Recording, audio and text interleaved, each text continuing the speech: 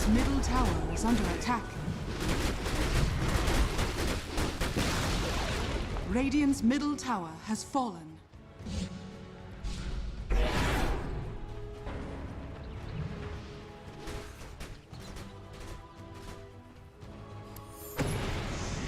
Regeneration!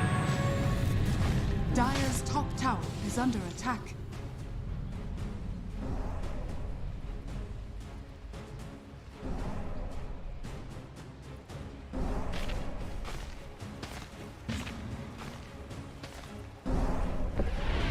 Radiant's bottom tower is under attack.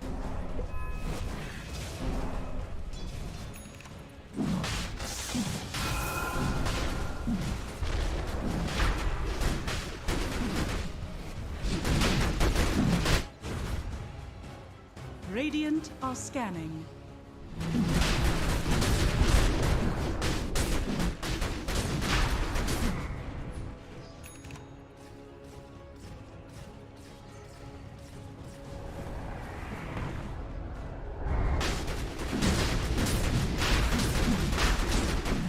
Roshan has fallen to the Dire. Dire's middle tower is under attack. Invisibility!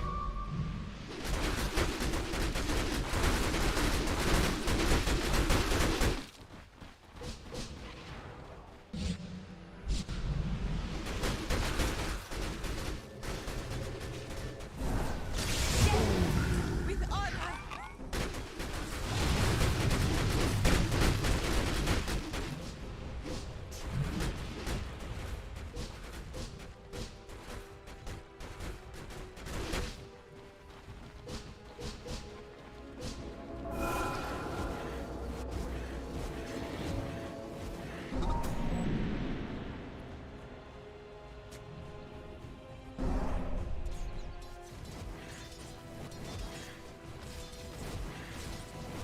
Radiant's bottom tower is under attack.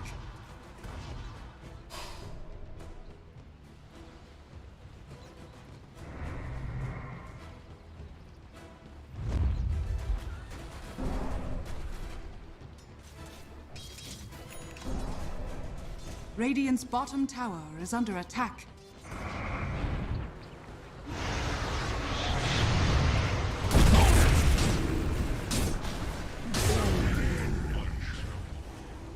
Radiant's bottom tower has fallen. Dire's top tower is under attack. Take us.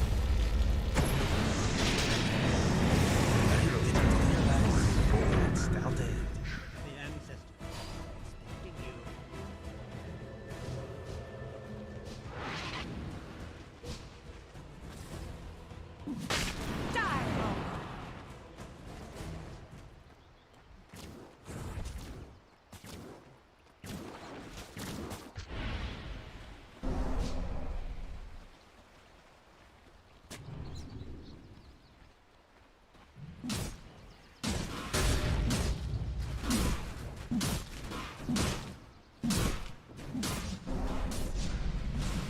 Radiant's top tower is under attack.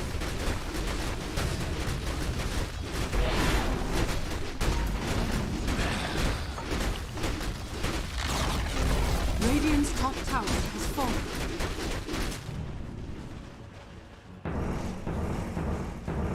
Radiant's top tower is under attack.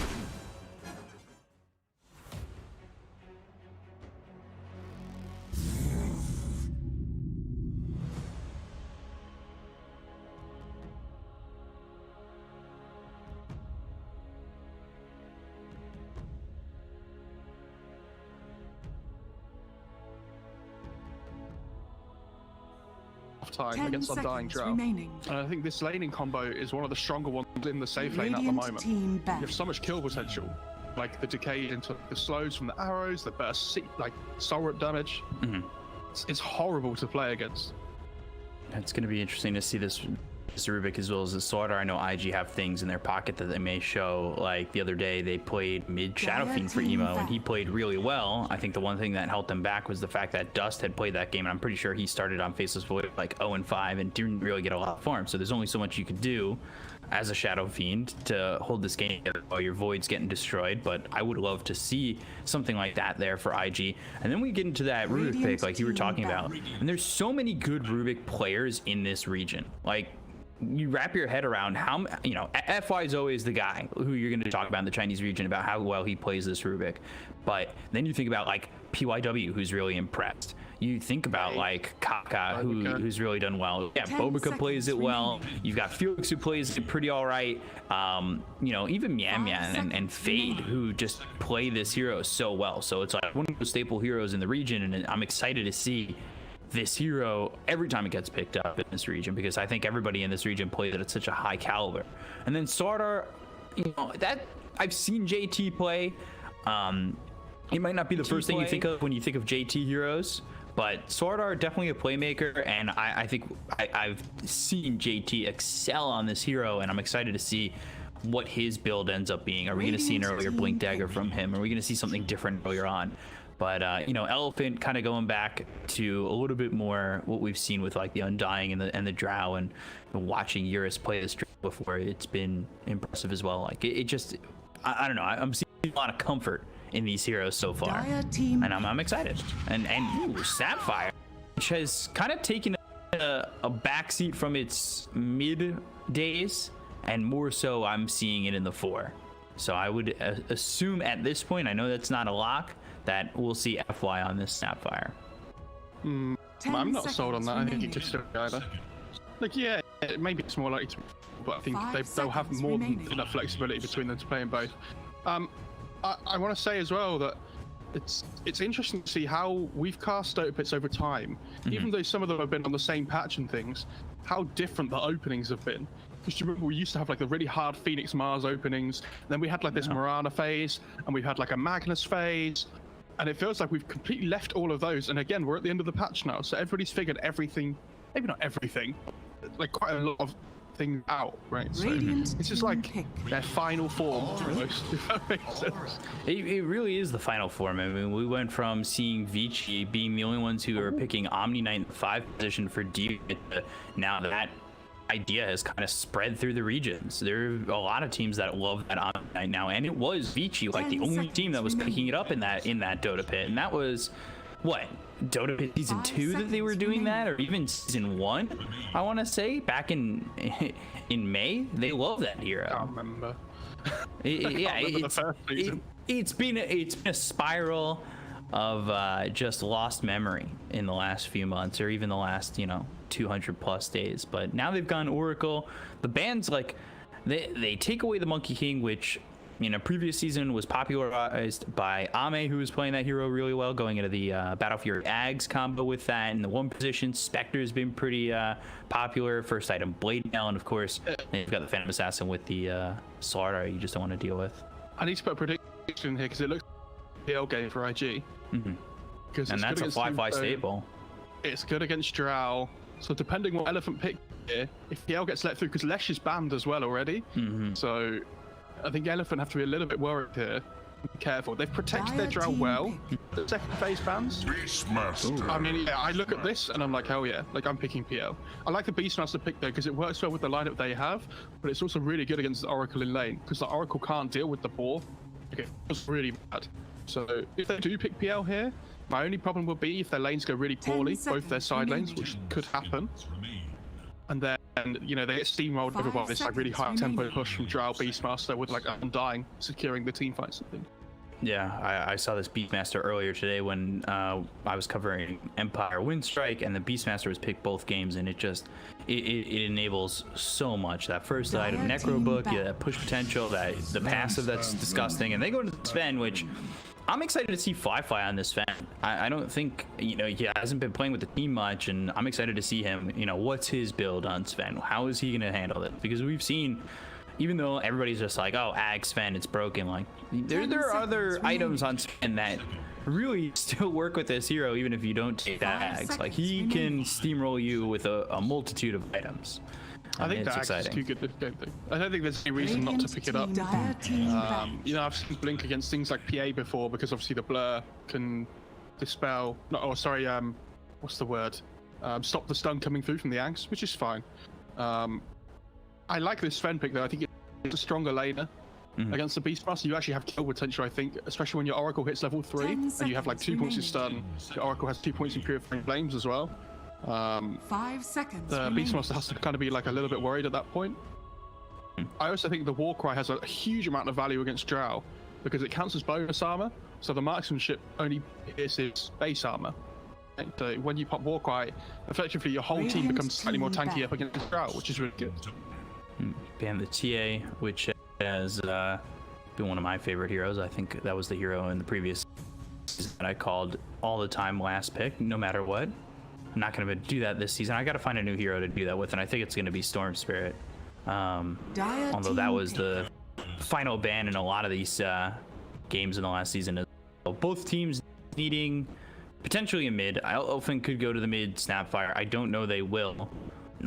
Snapfire feels a little bit weak in the core role against this lineup, but that's just my opinion. I think against Oracle, you probably want to put it as the 4. Would be my guess, because that Oracle hero makes Snapfire's hero really difficult to play. There's the Storm Beacon. He's 1 for 1. Let's start the season right. We're back in. We're already there. We're already there. You know what? I retire. It's okay, guys. I know I signed on for the entire season, but this is the only game I'm gonna do. 10 it's seconds fine. remaining. Mo's got the both. You know, play by play. I don't know if it'll work.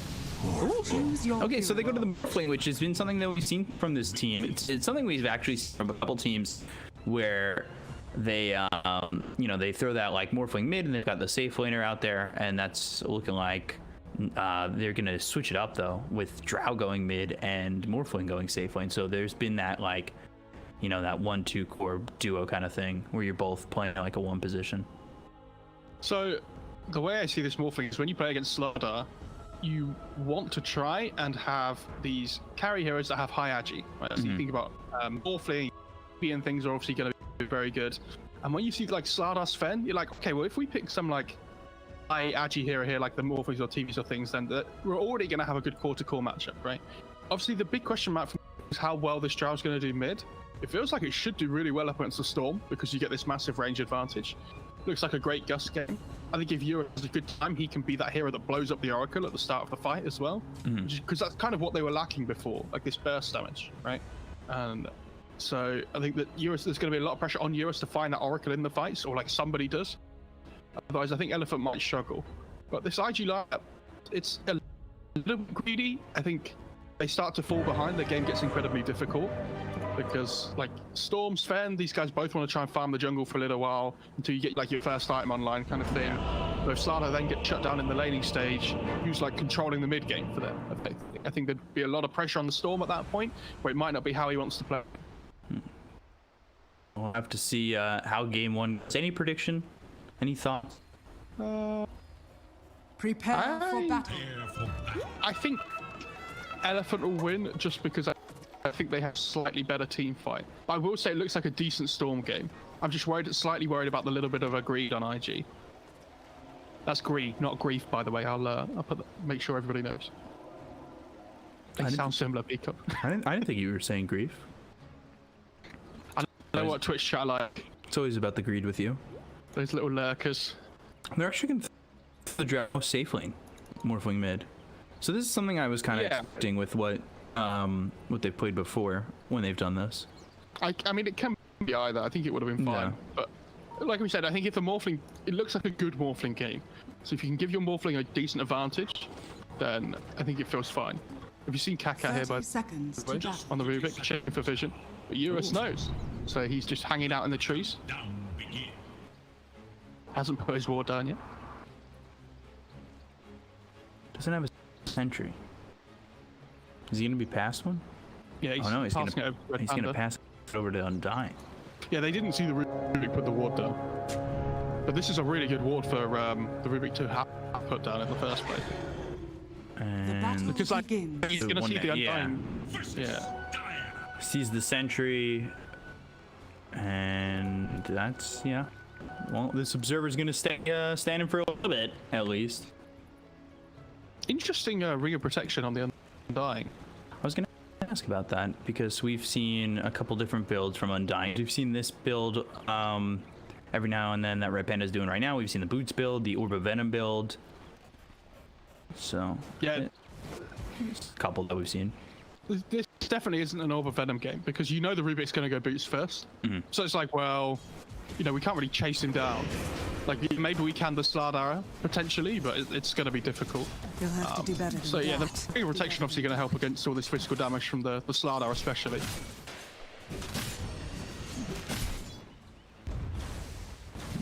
So, Emo playing the Storm, he's one of those guys that I think ranks towards the top in terms of Storm players in the region, but Eurus more is like his bread and butter.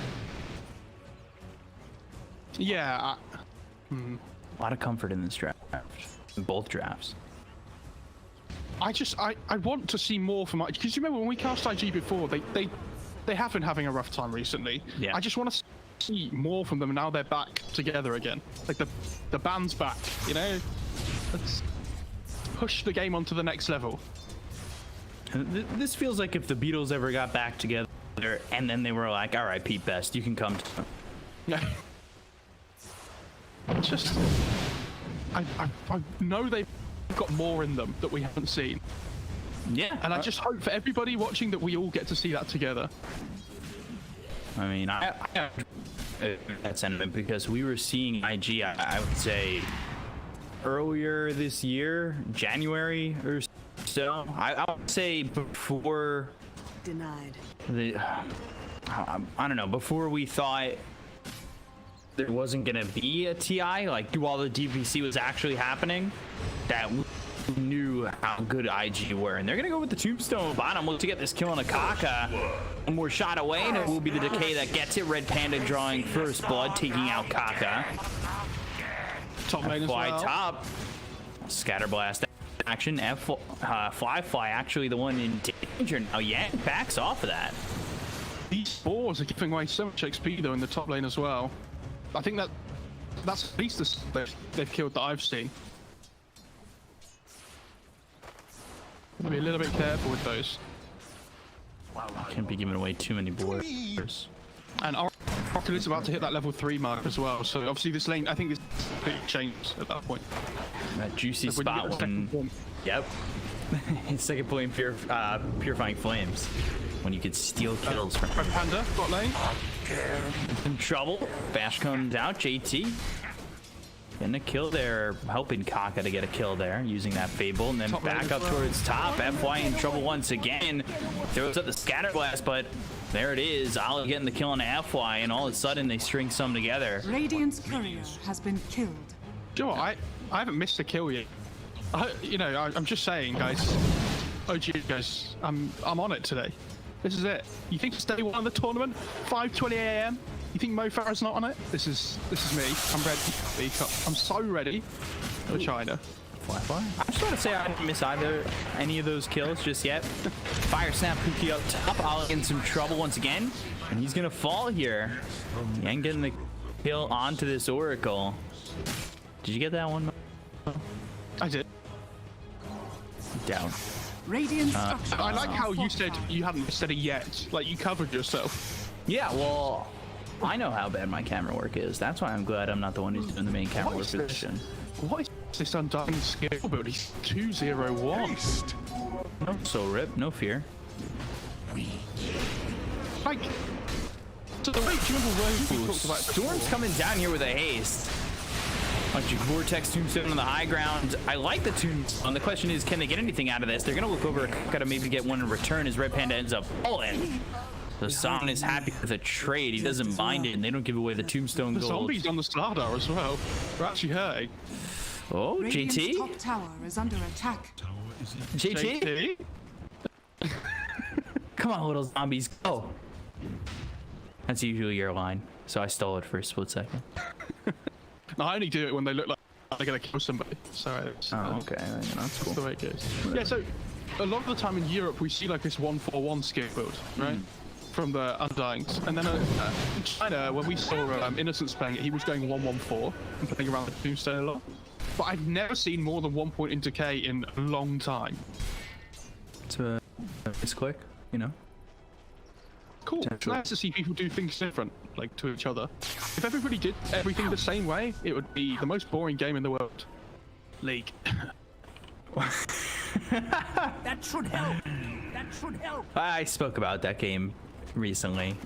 I watched, this is a while back that I watched a game and they got first blood in like a lane and the commentators were like, the game's over. It's okay. I was like, the game's over? What do you mean? It was first blood before the horde. And I like typed in chat, is the game really over? And I was met with a lot of, yes, it is. It was. They lost very quickly. Yeah. Hang on the beach, by the way, it's gone Medallion first, which is cool. Different to the Necrobook first that we've been seeing a lot of the time. Back and forth between Emo and Urus. Yeah, he manages to bottle the Arcane Rune as well. Taking that away from the Storm's a big deal. He's keeping top though. Top, going to try and help Ollie, who's already dead. Yang, but F-Flux here, and I think he can get the return kill. Scatterblast, Stormhammer, and Yang hops the wand, spots for now, gets to the high ground, but Emo, too accurate, gets the kill, takes out Yang, and they end up trading. And then over bottom, Kaka and JT getting chased. A lot of trouble here for the Rubik as well as the Sword Art. Let's see who they're going to focus their attention on. Telekinesis throws them down right into Somnus. They might not get either. And yeah, they will. Yeah, that was, I thought there was going to be an uphill miss on the Storm there.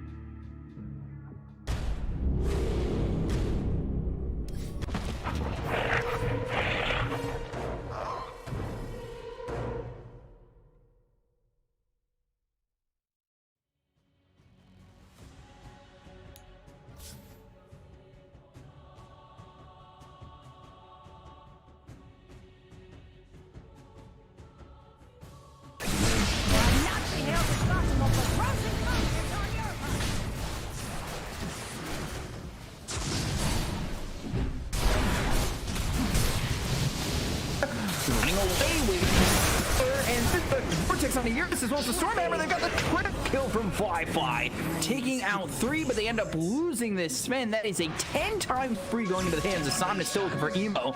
Right clicks, ball lightning, there's the distance, and Emo gets away. The Red Panda has to buy back for that, but that fight could have gone awfully for them. The only reason it didn't on Elephant is because the Tombstone did so much heavy lifting. Like, IG didn't focus it down quick enough. They don't really have any great 2 hitters. So this Fen got, whenever he got the Stormbolt up, Stormhammer, whatever, he couldn't like get onto people directly straight away. Like, towards the end of the fight, he started getting kited around and blow on the zombies.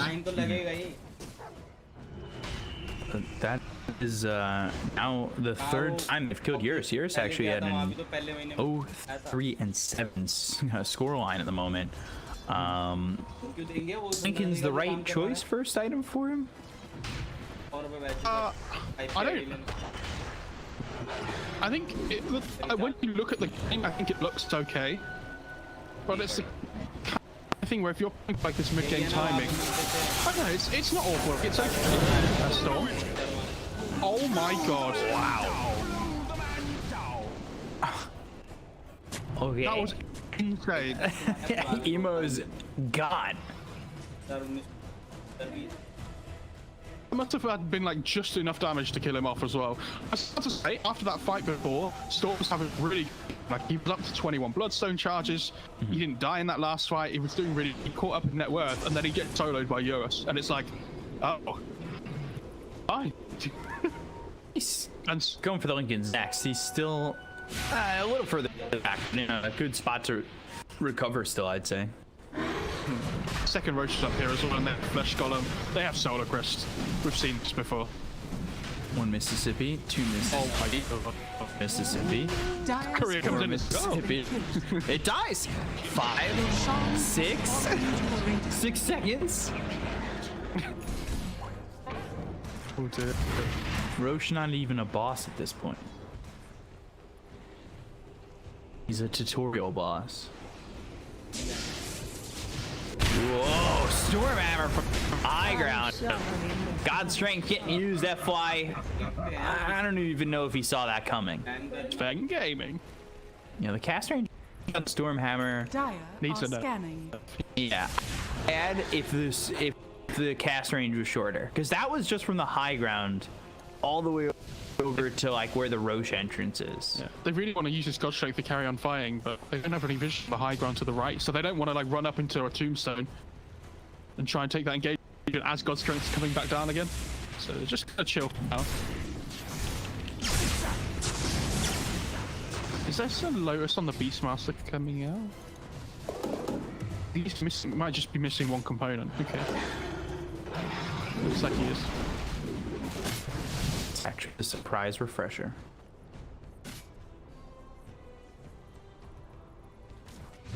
Yes, Dire's bottom tower is under attack. I'm very impressed with the team so far.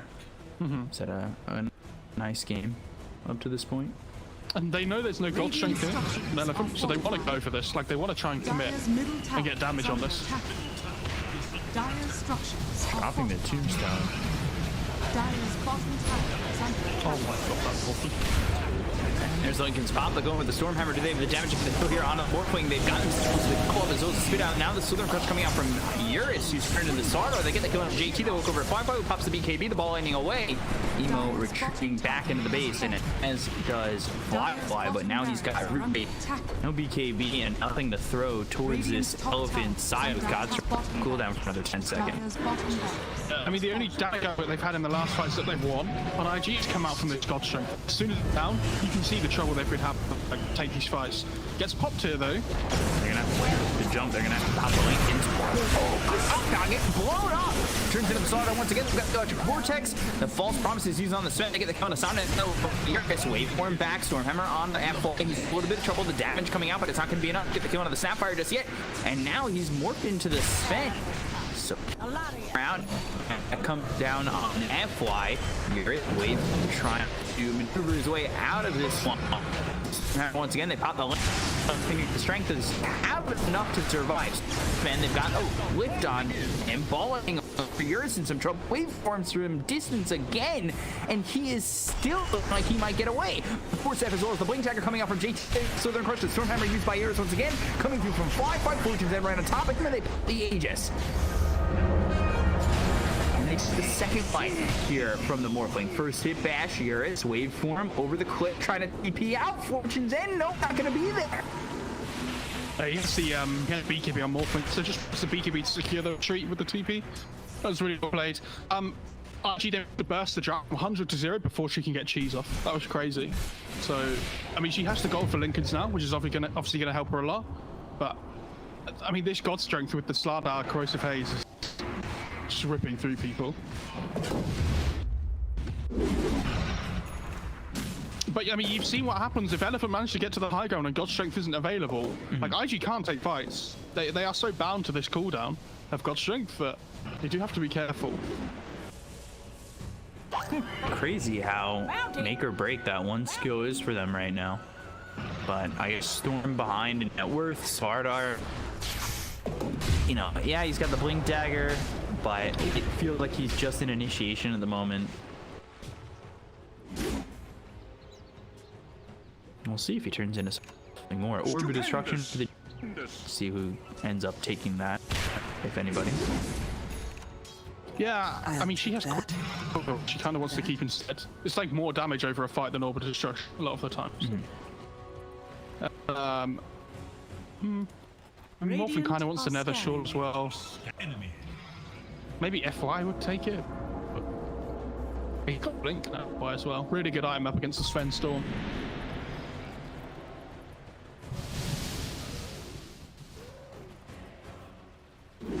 Setting up their jungle so far.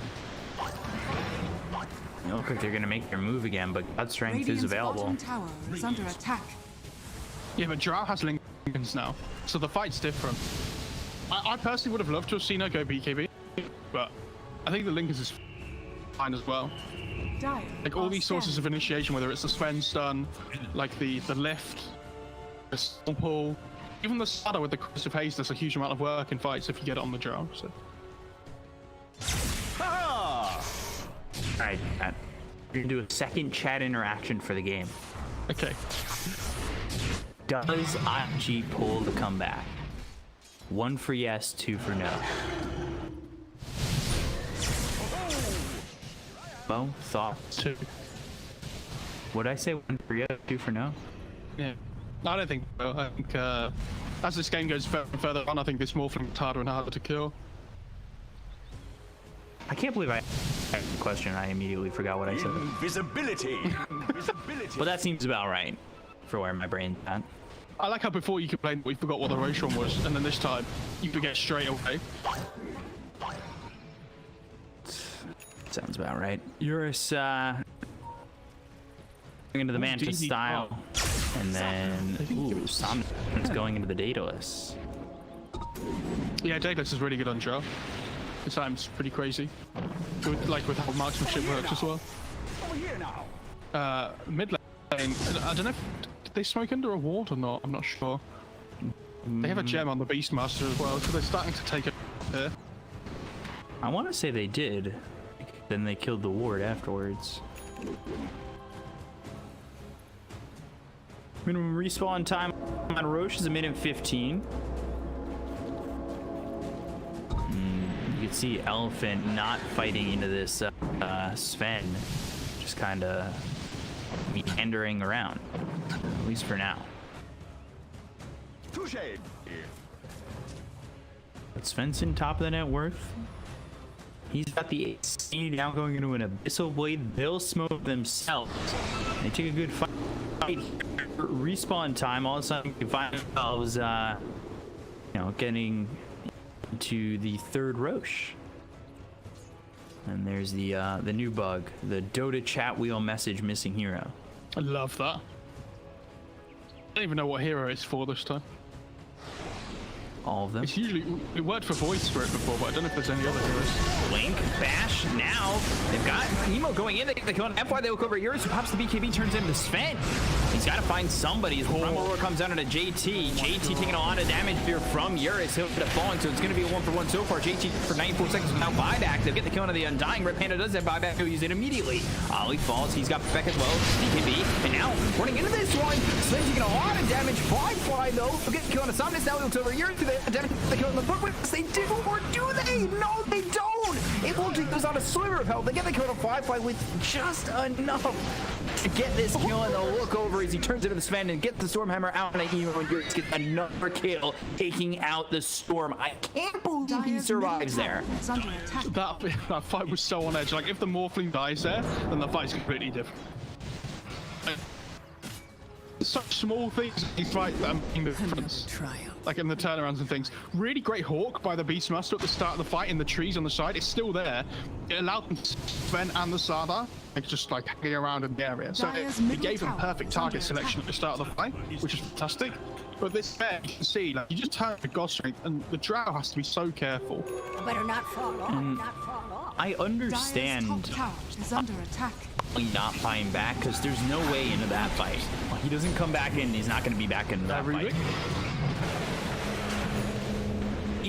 But there's the false promise. Radiant structures are fortified.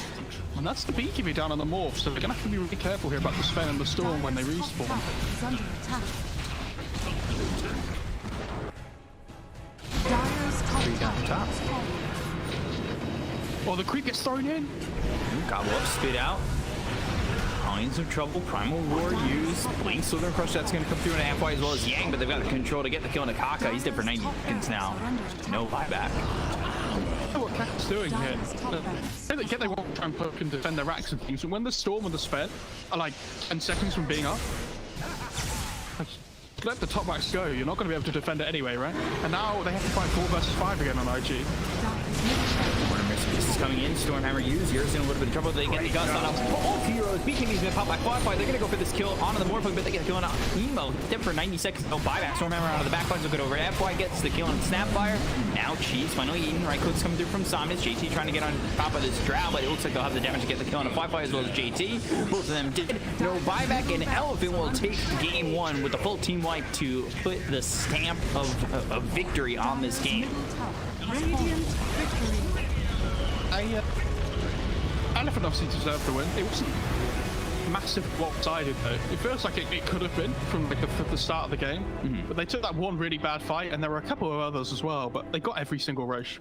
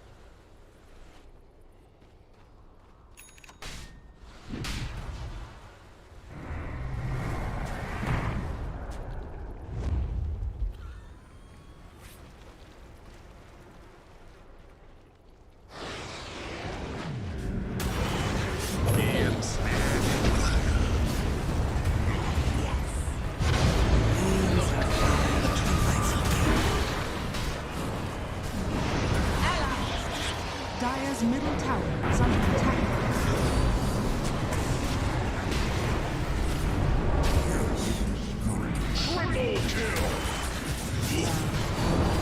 Behold my searing gaze.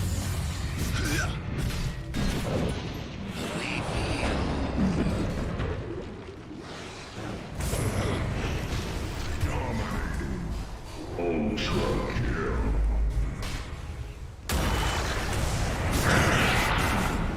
Radiant structures are fortified. The Black Sea.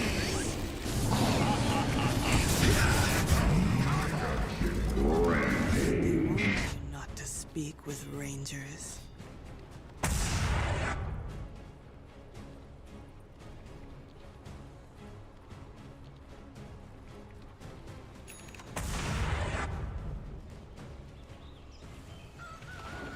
Radiant's middle tower is under attack.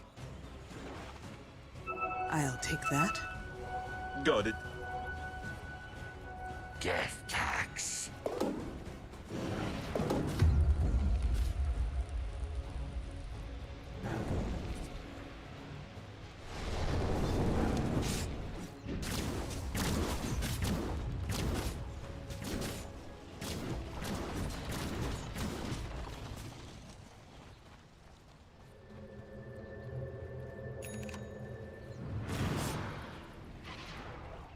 Poor Roshan.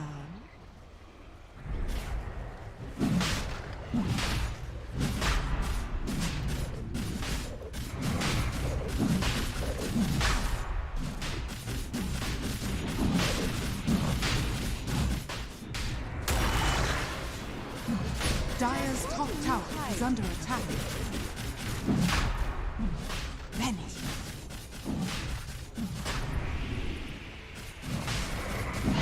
Roshan has fallen to the Radiant.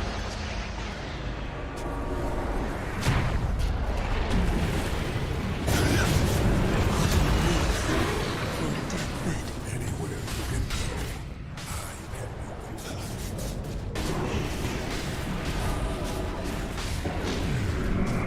Countered in fashion.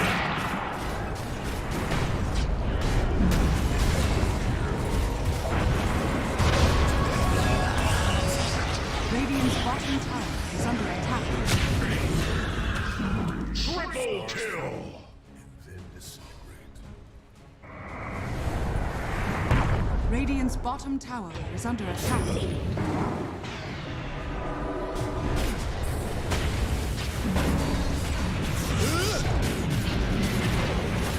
Dominating go. There is nothing for you here. There is nothing for you anywhere.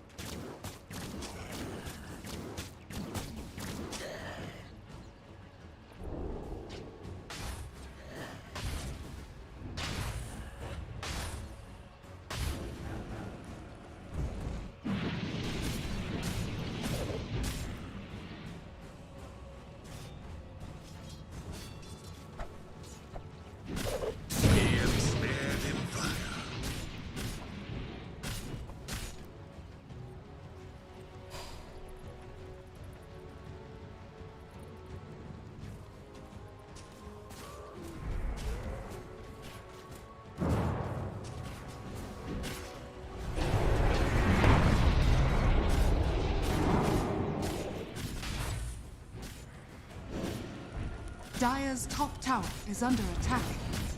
Dire's structures are fortified.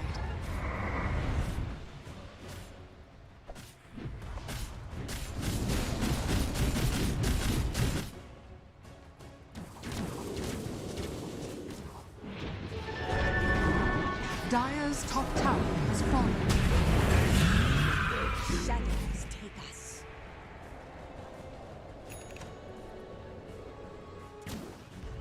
Radiant's middle tower is under attack.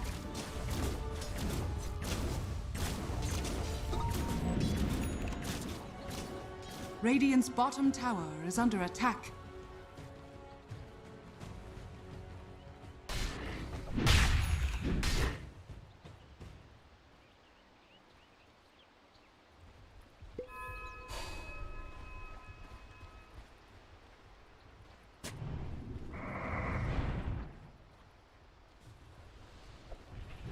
Dire's middle tower is under attack. soldier's fortune. Alas, invigilant. Dire's middle tower has fallen.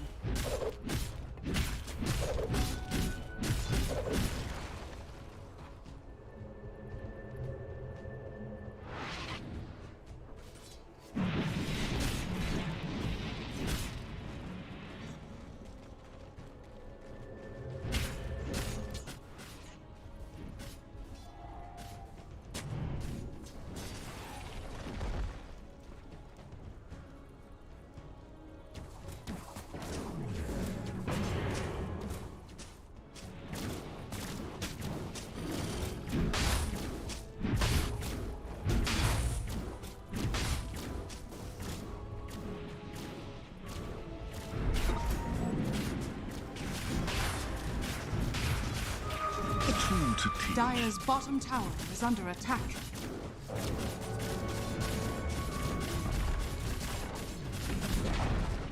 Dire's bottom tower has fallen.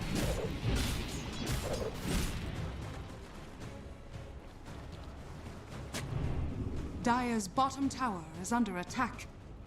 Dire's structures are fortified. Radiant's turret has been killed.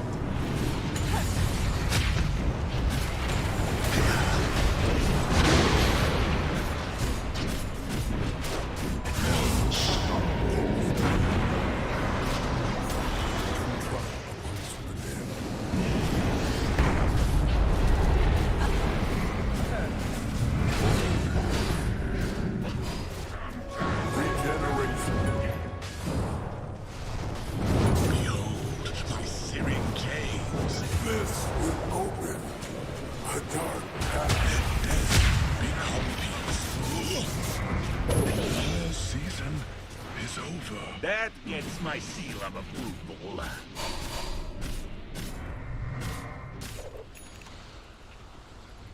Dire's bottom tower is under attack.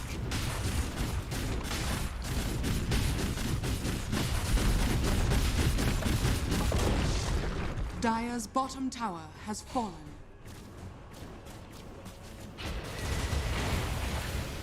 Radiant's top tower is under attack.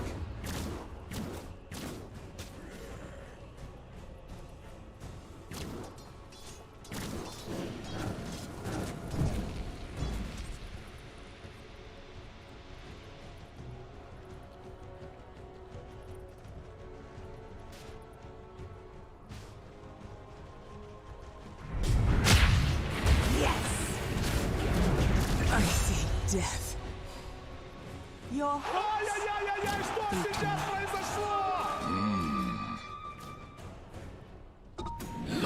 Dire's middle tower is under attack.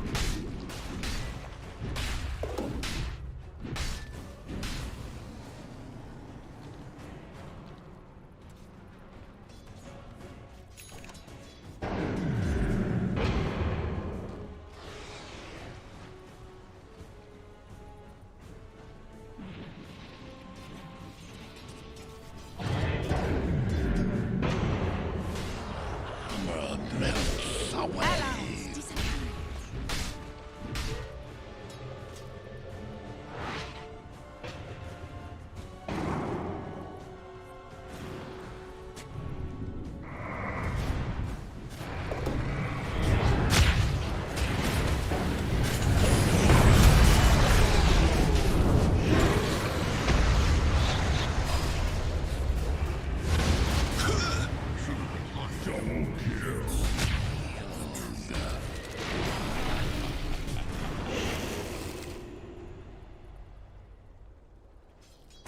My deepest thanks.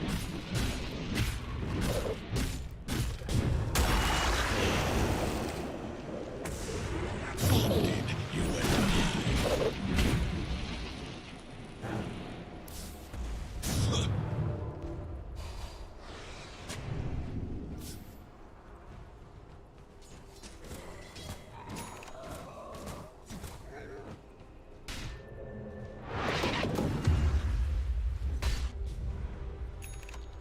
Dire's middle tower is under attack. we see you.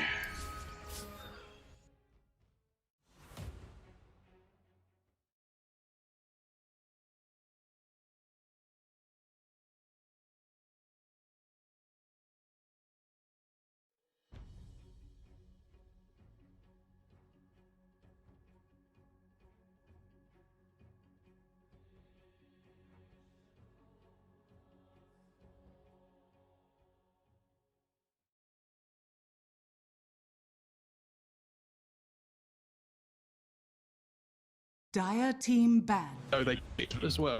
So, you know, they weren't working with the full roster, so like now they're back full roster, and I think they're ready to give it everything they can. This is us. Here we are. Make a statement. Show us what you got. And as we come to this draft as well, I want to quickly point out that it's the same draft order as last time and same sides as last time. So IG this game had choice though. They chose first pick, and Elephant chose Radiant again. 10 seconds remaining. That's what it is. 5 seconds IG definitely looking for a better finish than the previous events. Their best finish coming in season 2, when they ended up taking 4th place. So see them placing higher than that. It's going to be a long, tough road for them to do so, but it could certainly happen. And you know, it starts here with the first best of 3 up against Elephant, if they can make a reverse sweep happen.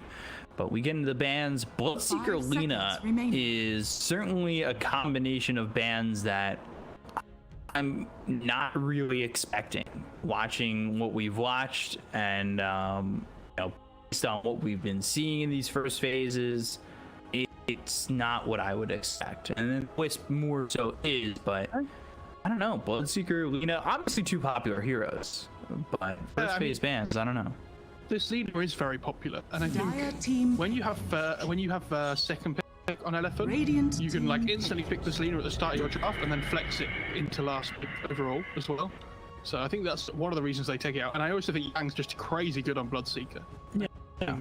He's incredibly good on that hero, and they play around it really well, like with their lashes and things and whatever and stuff like that. So they go back for something different though this game. It's just nice to see. They go back for the Phoenix. You know, this is something we talked about last draft, but we've seen different openings across time in these Dota pits. So back to one of the classics with the Phoenix opening. Historically, it's been Snapfire or Mirana into this Phoenix. Back to the Undying again. Okay. Yeah, so back to the Undying. You know, the Phoenix doesn't necessarily need to be Kaka's hero. It could end up being a 5 Phoenix. I really would love to see, if the Mars does go through, IG get that Mars Mirana combo. I don't know if Mars is ever going to make it through, but I just want to see Kaka back on the Mirana, because I forget what season it was where he was just dominating with that hero to the point where he was getting it first phase banned at times, and it was kind of gross how well he was playing that hero. Like, he wasn't missing arrows. Like, it was just like, I don't know, he was playing like a mixture of that and like Nyx that season. What happened to Tiny as well? Hero seems to have fallen off a cliff with how much it's prioritized. Went to a little bit of a rock slide down a mountain. Ogre 5 coming out here. It's Ogre mid. Respect. That's true. All right, you know what, Emo Ogre, if that happens, I will give you my entire paycheck. Nice. 10 seconds. So don't message Emo and be like, hey, I was gonna say, hang on, let me pick up that Ogre, please. What are they gonna pick up here for Elf? Are they gonna go for their 4 or are they gonna go for their 3? Sword are still available. A bunch of offloads. They'll go for the track, okay? Yeah. It doesn't matter what positive it is, it's like something that they can protect now with bans as well. I definitely love this hero. This is something that it's like their bread and butter at the moment. And it's not just Elephant that love it. Obviously, it's a very popular hero. It's very strong at the moment as well. 10 but seconds like when you have these heroes like Undying and Omni, like all these enabling support heroes, 5 seconds you have that hero that just goes in. I think it used to be something like Death Prophet, right? Would do something like that. And now Lesh seems to be the new one. I think Storm as well sometimes is another core like that. Yeah, but this Lesh strike hero is crazy. I think when 1437 came into the Discord the other day, you know, he was saying that he plays against it pubs all the times in FCA, and it's a hero that he finds in his pubs that he struggles to deal with because of how well people have started playing now. Like, they found the ability, because it's so popular, to maximize that hero's farm potential, and when that hero gets going, like, it is difficult to stop. Like, you farm stacks really quickly, you can push towers down really quickly with Edict. Like, you start to get ahead, it's really easy to carry on playing from ahead. 10 seconds remain. Ooh, there's the Omni Knight ban, and the Invoker ban's a respect ban for Emo, because he plays that hero, I would say, as good, if not better, better than D-Stones, and you know, the talk around town is always D-Stones Invoker, so. No, that's your talk, but that's okay. You know, I do have a town, so yeah, it is my talk, but it is my town, so the phrase still stands. I'm wondering, like this Phoenix Ogre combo opening is so. I'm not sure if I like it, but like ways they can go with their drafts to like Void still in the pool if they wanted to go for that, for example, which is a good hero with the Ogre for the attack sweep. Dire team back. Like Phoenix, you compare it with so many different heroes. Yeah, and then you can see they're just protecting their Lesh pick. Like, this Invoker Man, even that kind of like semi-protects it because of the EAP and stuff as well. I think giving away Alacrity Bloodlusted carries doesn't sound very fun. 10 seconds remaining. It definitely doesn't. I think you gotta ban the Beastmaster. 5 seconds remaining. I don't know what IG do. Well, who's got next pick? Elephant? Yeah, I think IG have to ban that Beastmaster. It's so good, especially you pair that up with Leshrac, and all of a sudden, like, you pick up a core that just gets the you know, the passive boost from this Beastmaster. You rip through these towers. You could take this game in 20 minutes flat. They could do. I think they'd be more likely to pick up an off-lane hero with like more catch. I don't know, like low cooldown catch. I think to play around the Lesh. I mean, Beastmaster's okay. It could be fine. But you've already got low cooldown catch once you've got the Shrek. You go Yules into Split Earth. Like, you know, Yules boots to travel. All of a sudden, your Shrek has low cooldown catch. And now you've got the Monkey King, which we saw banned by Elephant in the previous game, where the Viper was. You know, was the final ban in the second phase. So they're going to the Monkey King. This will probably be Iris on Monkey King, although it could end up being a 4 Monkey King. I have no idea. I don't know. I think Elephant totally loved doing that as well. We've seen them play some interesting combinations. Like, it's still pretty open. They have played 4 Monkey King recently, so you know, there's no reason it couldn't be a 4. I think it's more likely to be a 1, but yeah. They're just gonna transfer over Bobica here for this moment to get 4 Monkey King back into the eyes of the people. I'd be interested to see what they pick on Veggie, because in so many different ways they can be smashed. I figured if Elephant aren't going to take a hero like that, it's going to be a high hero contention. It's high okay, hero of contention. I'm not sold. I think the ball's pretty good against Undying in lane. It stops him just being able to chase you down, which is good, but not 100% sold. But obviously you have the raw pit, like BKB pitting raw, which is really good at protecting egg as well. So I can kind of get behind that.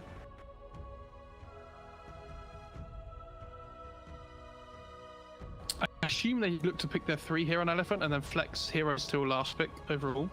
I'm trying to think of 3 heroes that they would want to play here. Right now the only flex is Monkey King, if that. Lesh a little bit as well. Yeah. Probably not. It's probably going to be mid Lesh, like 99% of the time. So you just go out and pick your 4. What's it going to be? Feels like a good Rubik game. And you do have the proficient Rubik player. They go Abaddon, which interesting is probably probably Yang's. But Abaddon's really good up against the Beastmaster, obviously, because you have the Purge against the Raw, which is great. So now, like, if you're IG at the moment, you're like, 10 seconds remaining. You have a great way of dealing with this Abaddon. Like, he purges on fire spirits and things as well, which is great. And again, this looks like a classic Elephant draft for me, where they have this Lesh in the front line, and there's like 2 cores, two heroes that enable that Lesh. So like you have the Abaddon protecting it, you have the Undying protecting it. It's like this double save. And the Lesh kind of just commits to the fight and just runs in. Odie's 10 seconds an interesting remaining. one, because when I was looking through drafts recently, I'm pretty sure I actually played this in the last series that they got knocked out in Pro. Is that right? I think it was probably because I think I covered that game, and it really was an underwhelming OD game, like severely underwhelming. But it's Ogre OD this time, so you have like a steroid almost, and the Beastmaster aura as well for even more attack speed. like it's an okay pick, but it needs time to come online. Like it needs that time to like get to, like the first 2 items or so. You know, you go probably looking for like this hurricane pipe build this game, I'd imagine, and then get into like a BKB or something afterwards, and then look to just try and fight with this attack speed buff you've been given, and start mowing people down. I like that void ban. I think it's good. That IG might go for something a little bit less greedy though. Like you play the OD in the mid, but it kind of becomes your position 1 in a sense. 10 seconds remaining. Seconds remain. Yeah.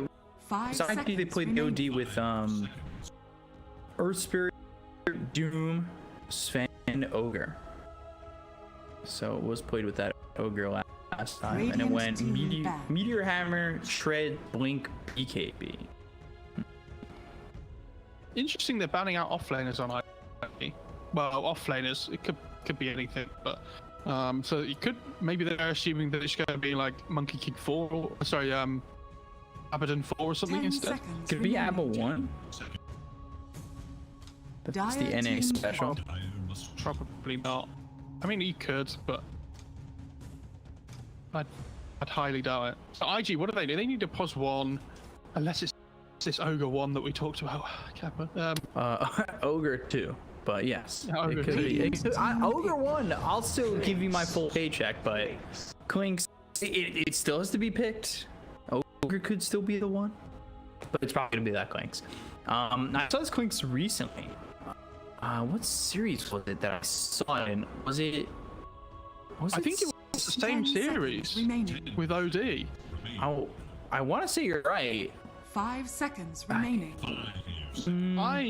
Elephant, I think they need some kind of, well, they have gap closing the Monkey King, but they don't have a huge amount of team fight at the moment. Like, they've got Tombstone, they've got Wukong, which is okay, but like their catch at the moment is a little bit lacking. Like they need a hero that's gonna like just go in and allow the Lesh and the Monkey to get the damage off.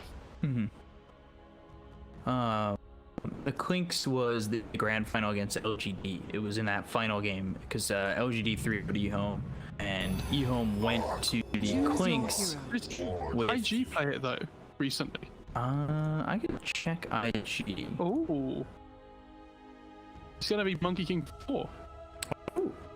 So it will be F5 the Monkey King. It's a really good arc walling game. They don't deal with it well at all on IG. They have these 2 rage cores. Like when the bubble goes down, how are they ever supposed to get the damage off on the OD and the Clinks? Like it's going to be so difficult. Like OD isn't a natural BKB carrier either, so getting damage off into that field, you know, do you have to go BKB this game? Sounds rough. They defend their towers okay. I will say if they start to fall behind on Elephant, they don't really have a great recovery mechanic. Like they can't really take team fights that well. They defend their towers, but they don't fight well early on. I don't think. I mean they can, but I don't know. I could see potentially IG getting ahead in this game, struggling to the high ground, and then find a way of turning the game around because this arc, you know, as the game goes later and later, this arc warden effectively becomes, you know, some ridiculous hero. Yeah. By the way, Clinks last time they played it was 2 months ago in the first season of the championship. With Fly. He played the Clinks. It was a mid Butterfly Effect TA who went 12-0-4. Who destroyed that game because Butterfly Effect, one of his best heroes, is TA. It's one of the only times that I think he plays mid better than anybody else in the region. But then it was Kaka on the Rubik. I believe Doggets on the Tusk and JT on the Tide. I'm just trying to play through this game in my head, like, and just see how for battle. I think it goes. prepare for battle. But obviously, when I say that, by the way, I didn't mean that I know exactly how this game's going to go, right? But, I think the laning stage possibilities and how teams approach it afterwards, because like if this Lesh gets ahead, like we've talked about, the Lesh has this Undying and the Abaddon to be able to back it up, right? So it can just kind of like commit. It'd be interesting to see whether US feels like he has to go relatively early BKB against the OD. Playing Arcboard mid, by the way, and Lesh is going safe lane, which is interesting. You're So on the giving Leshrac. I think giving the against the OD sounds good. Are the pumpkin heads 30 random, seconds to battle. or do you unlock that? I think you unlock it. I mean, I don't really like understand this update, to be honest. Oh, don't get me started. I wanna. I can't deal with it. Damn. You know, when the update happened the other day, I was like, oh, at least Dietide's finally going to get gotten rid of now. I load the game up, it's like still there. I was like, oh. Okay. It won't go away for any time soon, even though we should be in froth of this. Excited for this Monkey King 4 though. I watched a replay of FY playing SWATs, but I haven't seen a game that I've coached yet.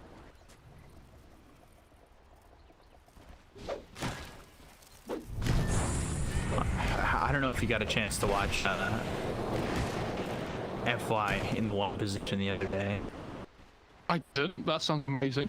Yeah, it didn't go well. Oh, okay. It went really bad. It was when you were having contract issues with Eurus. Oh yeah, I did see that. No, you're right. I forgot about that actually. So did FY. Hopefully. It was an experience. I'll tell you that much. Kaká manages to dodge the bot lane, otherwise he would have 100% been dead.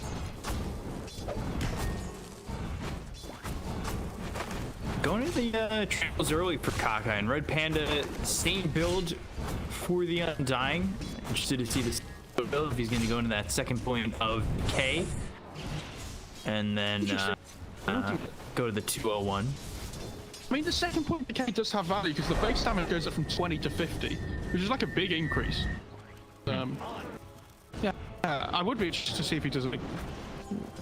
That split on JT, and he's in a little bit of trouble here, taking a lot of damage. All he's got is 2 stacks of tangos to work with. I'm dying in that crazy lane. Like, you have so much burst potential.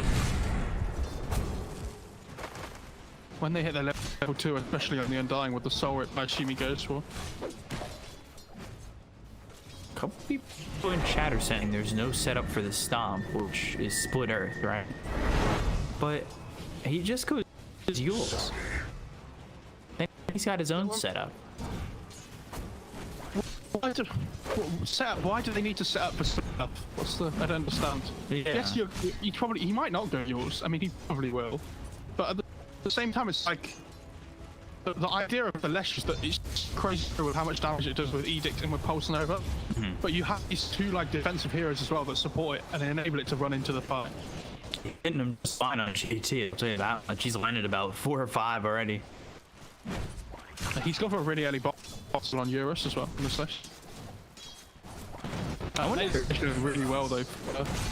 So far. I wonder if he goes like Ots Head or something like that. He is putting a lot of hurt on a lifeline. And that a Phonic Shield and then up you in the balance strike. Eurus with a long TP down to the tier 1 tower, I believe.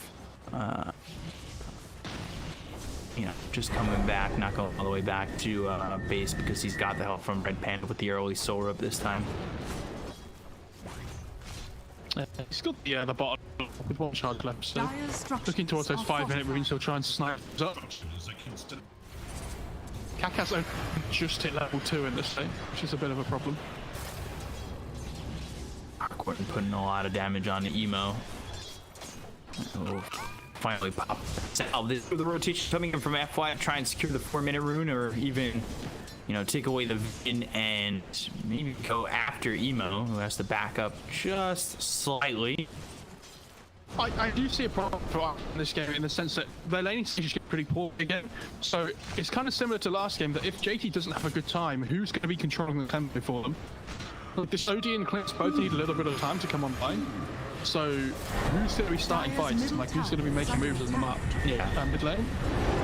They're going to look over as FY now Icarus dive, stun out on a Somnus balance strike hits both emo as well as Ollie.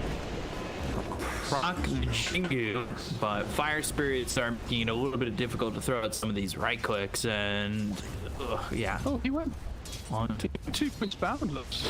Interesting. I thought the second point in Jingu had a lot of value, but because like the damage goes up, the life steal doubles. That's interesting. Duration goes up by 1. Chat, like this Monkey 4, I don't know a huge amount about, so we're learning together. Feels like a eating rainbow. Learn together. I have no idea what that is, but I'll just laugh to make you feel better. It wouldn't feel like another season of OGA. It wouldn't feel. Excellent. A thing in the UK. I have no idea what it is. It's in a book. We'll take a look. It's rainbow.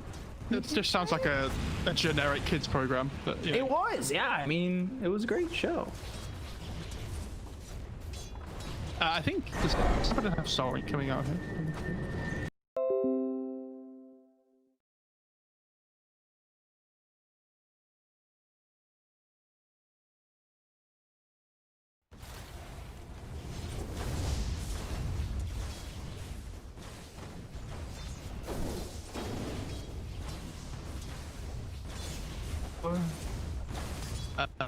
Red Panda just hanging around with me here, by the way. I mean, his Arc Warden has been dived a few times by the look of it, so he just wants to make sure he protects him here.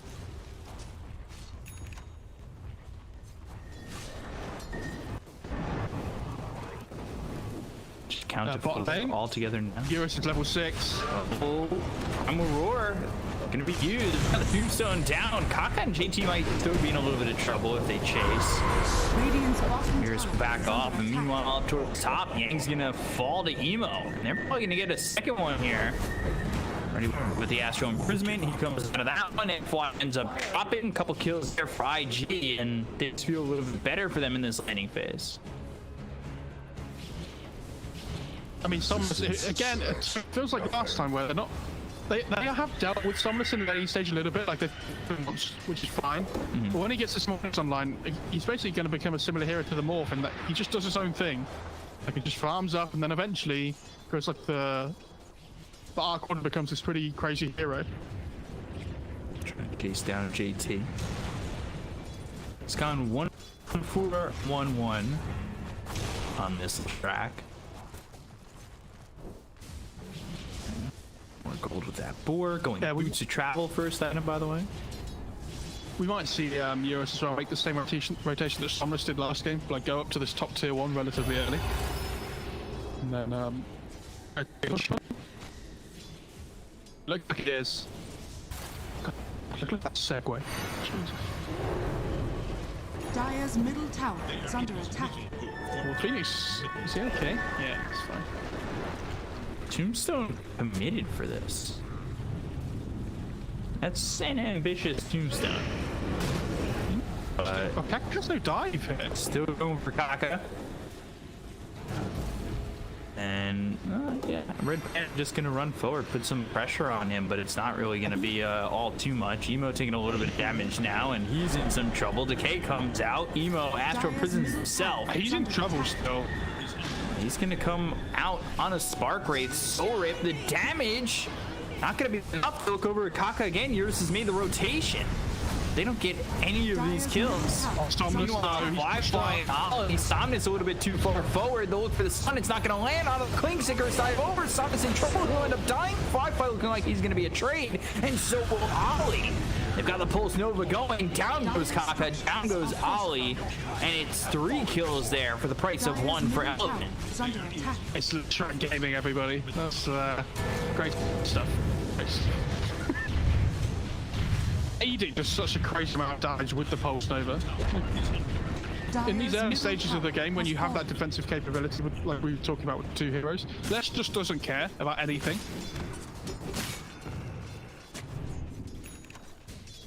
This laning stage has gone much better for Elephant than I thought it would as well. Like this top lane especially.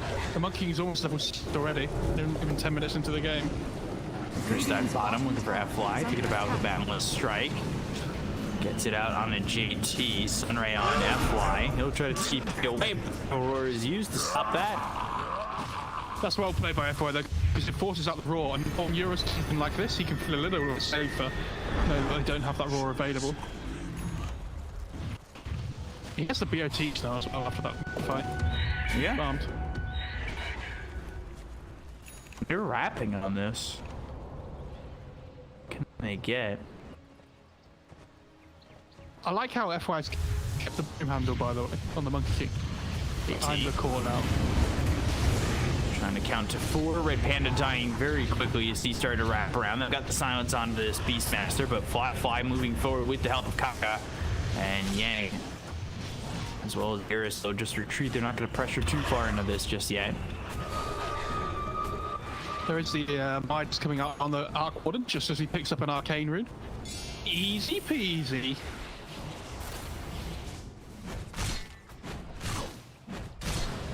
And they've got 4 heroes here. They're going to get this tier 1 tower. FY sitting bottom once again. Oh, look at the axes cutting down FY's tree. But now the Boundless Strike, they're making the rotations. Aiming for the Primal Spring. JT slowed up. They've got the Tombstone down. Yang moving forward. Spark Rate's coming in. Do they have anything to spot Fly? Nothing more coming in from Elephant just yet.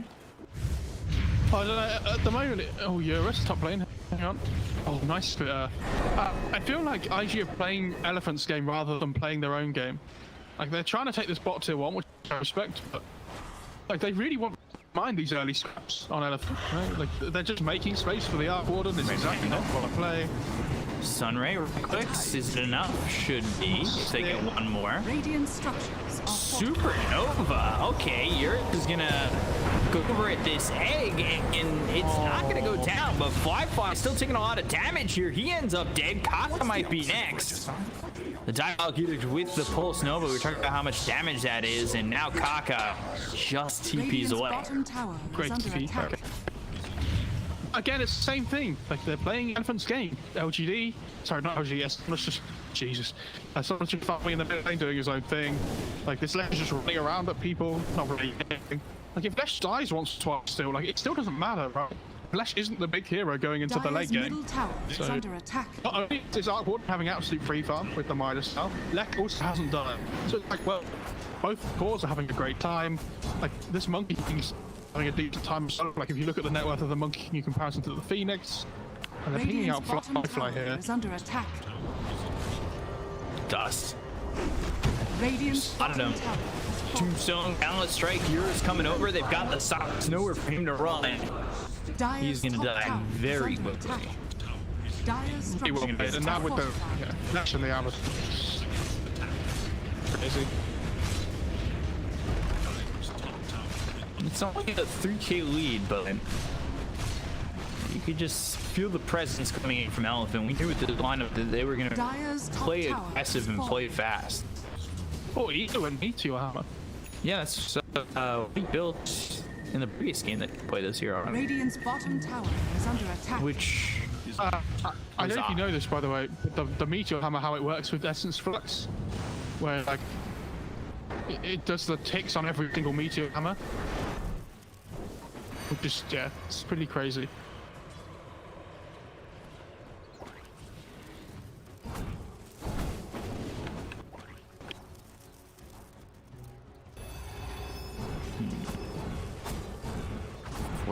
lead.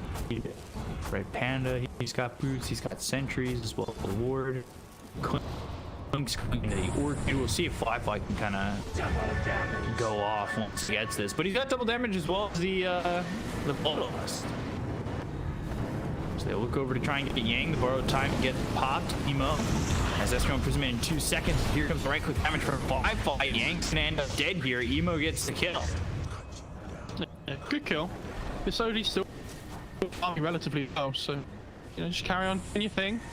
Don't panic. I like that they've tried to get done nicely. I think that's really important. But yes, if you run at the Arc Warden, that's fine. Stop running at the heroes that don't matter. And like just taking bad fights and making the Arc Warden free farm.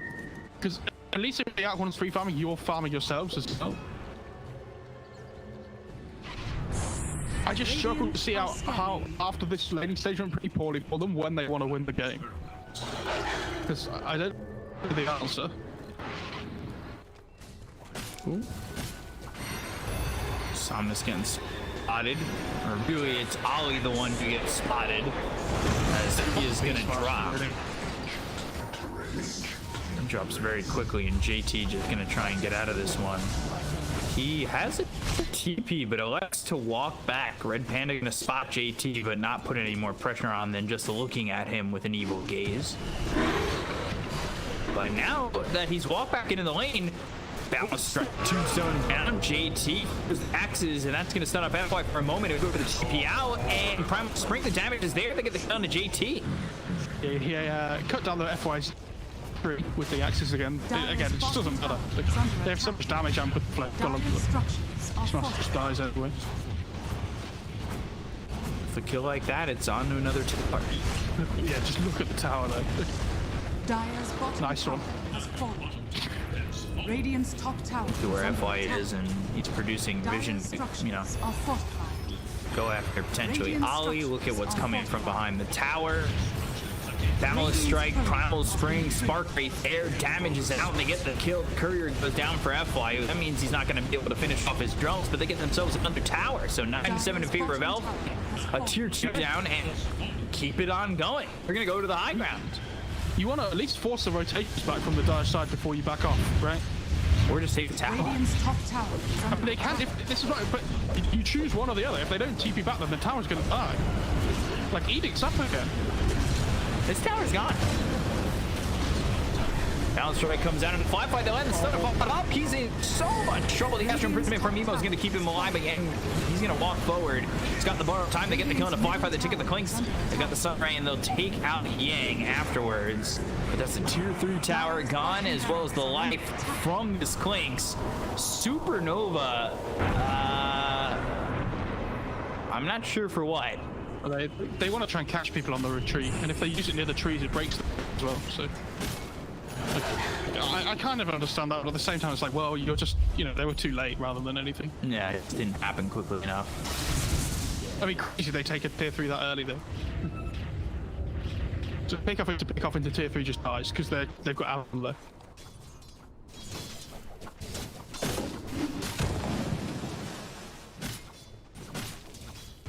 And you remember that Ark has been free farming with Midas the whole game, and Lex still has the same network. Like, the fact that the OD's keeping him, I think, is crazy. But Beastmaster bot lane. That's all available if needed. But Here's here. It's not great for him. There's the stun, and well, balance break on the JT. Here's the other one. JT losing his courier too. Necro 3 as well. 2 minutes without that. Dire are scanning. Item choice by Yang as well as Abaddon. Go for the help first. Go up against these range cores, Clinks and OD. So why not? Well, mid as well as Somnus. Taco gets the kill on Mark Warden. I didn't expect that at all. I wasn't watching. But that's great. Like, anytime you can kill this Arc Warden in this game, you feel really good about it. Just, Clinks is going all at first. Okay. Yeah, he's been building that for a while. And he's gonna finish in just a couple of creeps. That's how I feel about that. Playing against Abaddon with Perch as well, right? So, Where they're at right now. They're going after JT by the tier 3 once stood. He's forced to throw the prime forward. How he over and he get done here. Borrowed time no longer available. Yang with the center clips. They get going to a second. Yang and Panda chasing JT, so he gets away, and OD is a part of a couple of kills going into the blink tag next. And they finished off the Orchid on the claims. He's probably going to go blink next, I'd imagine. Yeah, you've got to respect Dire's middle tower the output of the damage that he does with the Stack and the Bloodlust. He actually hits really quickly. So they stacks build up faster than you think. And making that play and like where the racks are, pretty easy TP point IG to rally around. I'm gonna come up with the Ancients. Triangle for the Radiant side. Sophis!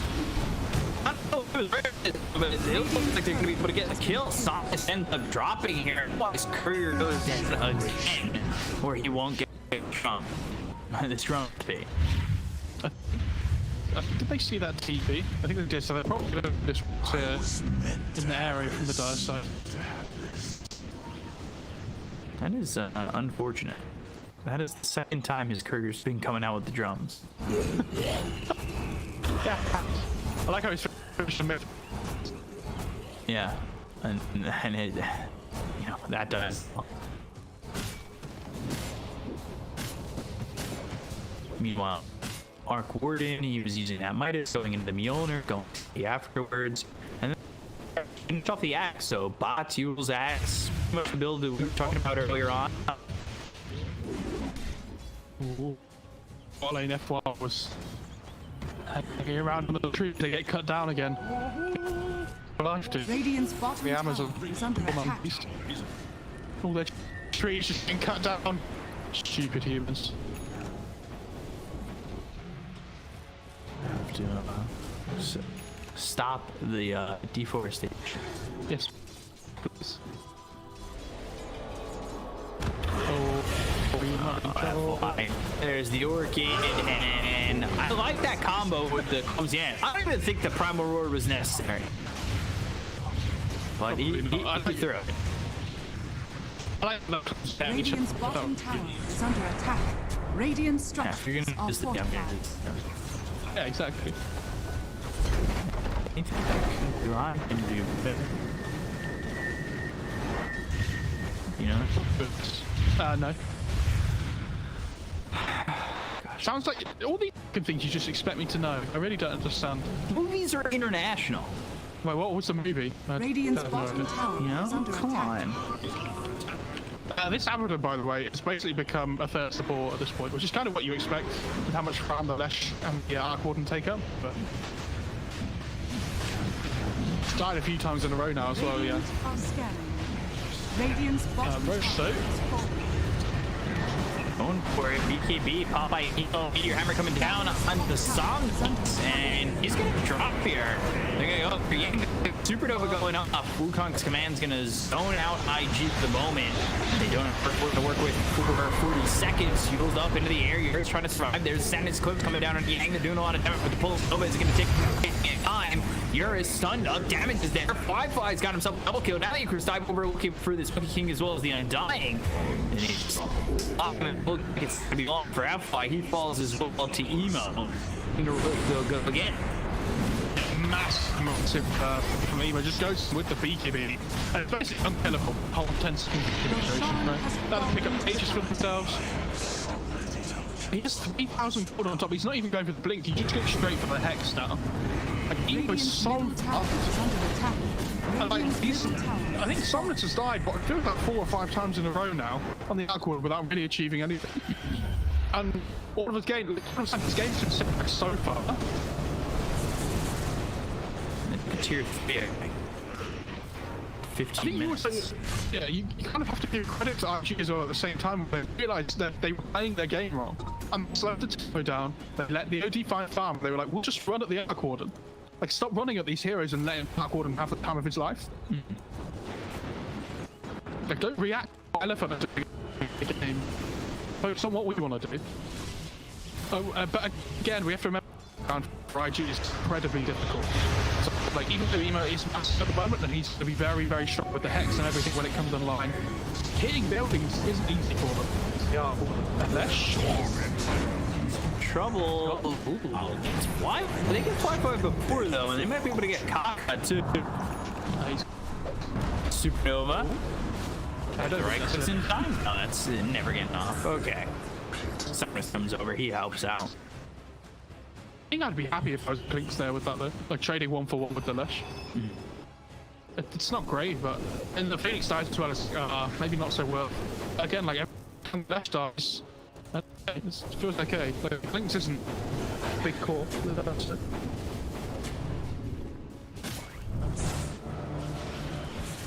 By the way, FY does have possession of the drums now. Dire's top tower is under attack. The madman. Almost at the BK as well. Under 1,000 gold to go. Oh god, look at the gold trade. Oh, he's about to have hacks. Things are gonna get difficult here for Elephant before he's here. I'd be interested to see that he did go Blink.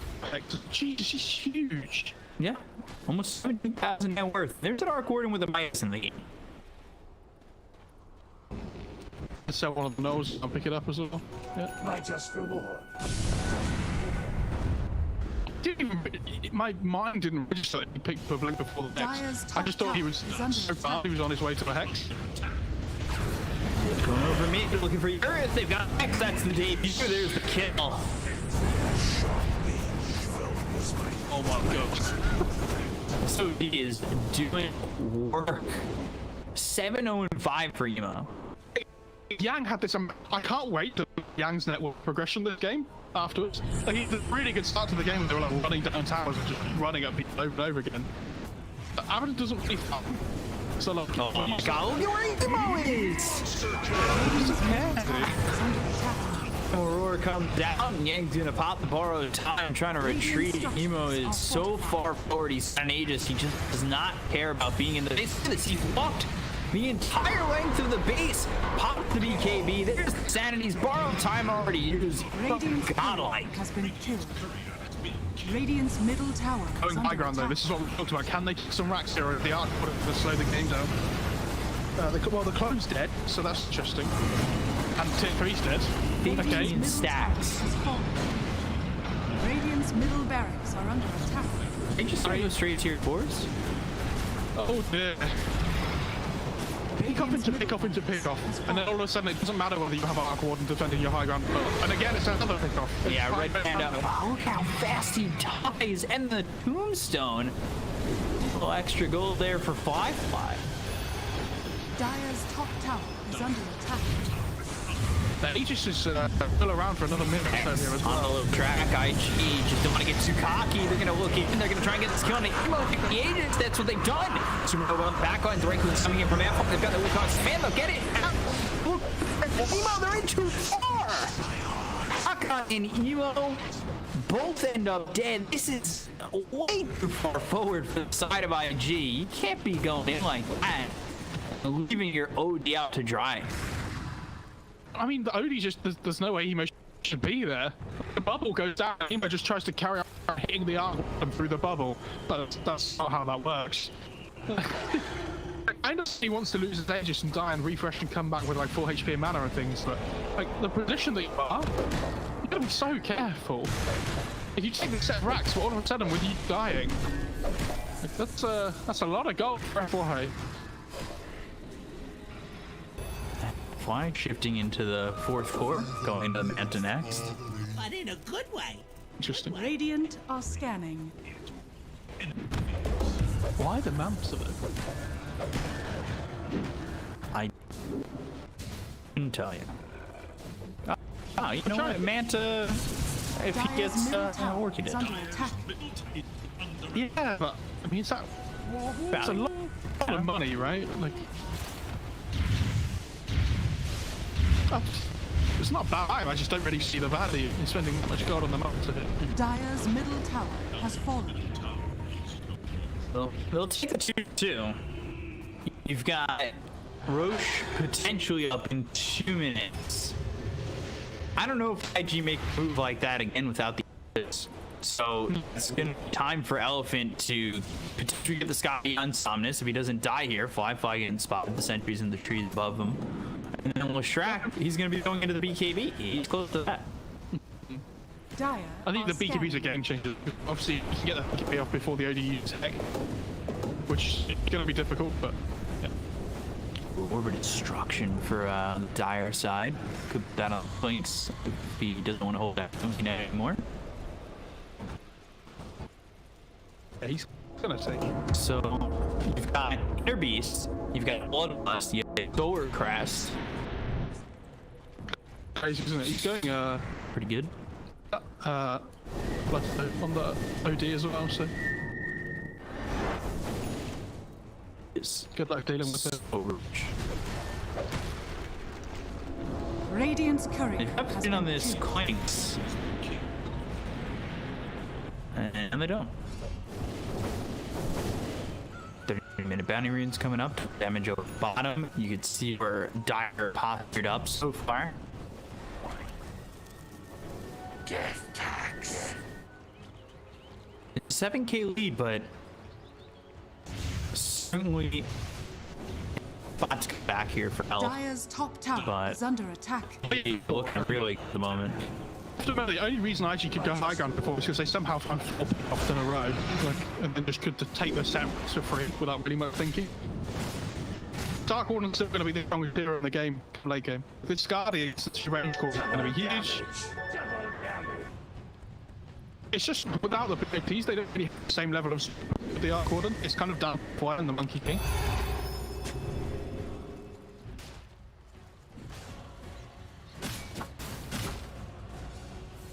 She was here for taking a lot of damage from those spark raids.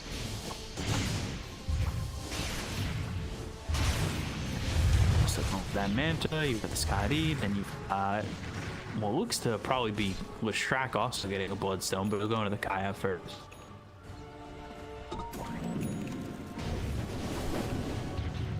And then Undying, anything special? No, not really. And then the Abaddon going to the Lotus Orb. For I mean, Elephant. Undying was hoping to get online, right? That was their plan. If the Undying could get an early mech, that would have been really great for like their push timing and stuff. But the game went southwards so quickly, that like, yeah, they fell off hard. So he got those arcanes really early on. The mech is, yeah, I mean, he's almost there now. To be fair, if he still wants to go for it. It's a bit late now, though. Smoked up for the Dire side. They're going to try and make a move here across the mid lane.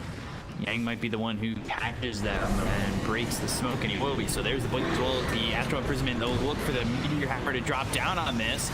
Just lands on the edge. Sun coming up from Ollie on the low ground. Eurus moving forward, looking for this Ogre. Can they get the stun onto him? There's another. They look over Yang. The time gets popped. The right clicks come. The Sanities! It's out Red Panda and Eurus. And now they're going to look for more. Thomas ends up dropping. Find themselves FY, and now Yang and a lot of full team wipes there for IG. No buyback on Elephant. They might just tap out here now. This game through we go. It looked like a really good tombstone for Elephant to fight it, but IG kind of like pulled them away from it, slightly far away, and that Wukong came out like after what it had already done. It's just too late, unfortunately.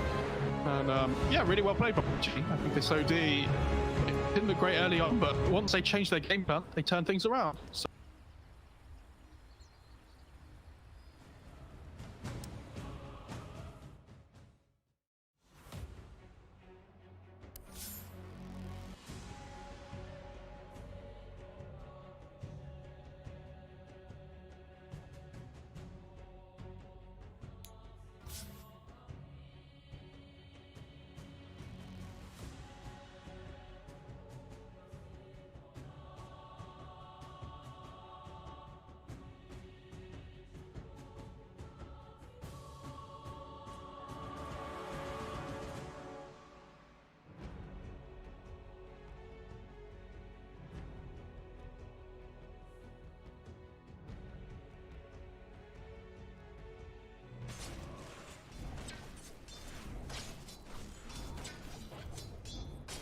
Dire's top tower is under attack.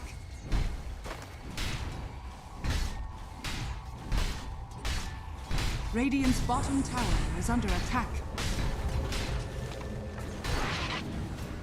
Radiant structures are fortified. Dire's top tower is under attack. Radiant's bottom tower is under attack.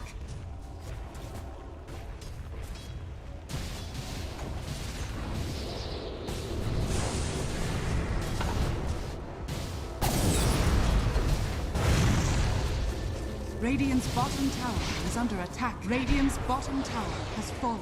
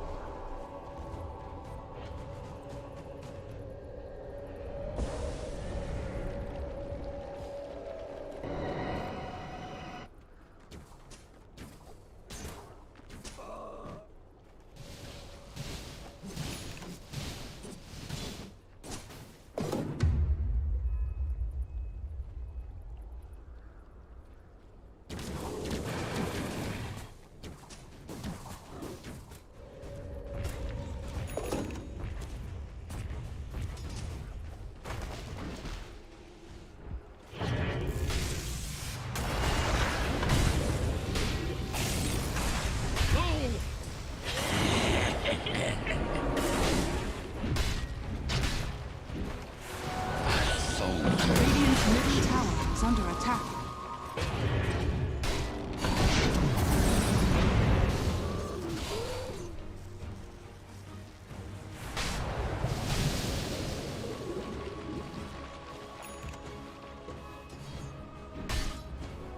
Bounty.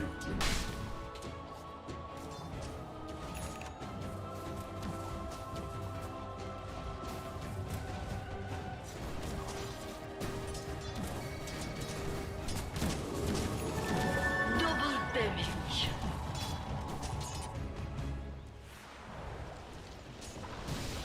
Thank you, my beauties.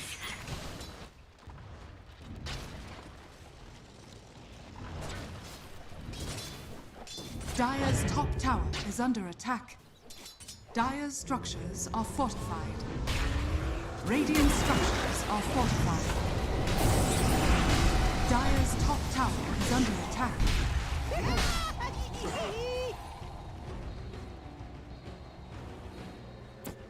Dire's middle tower is under attack.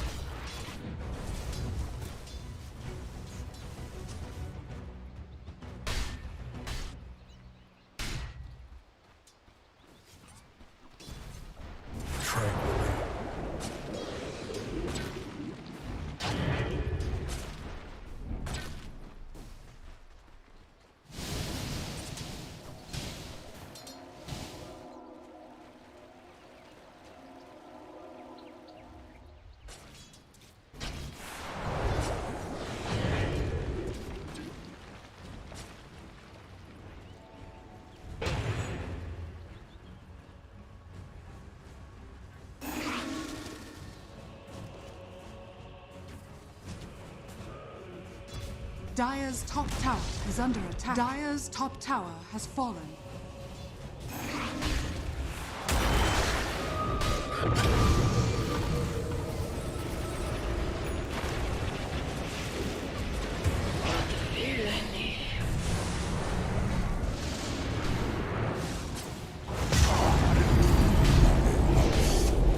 Not my fault. You are too noisy to live.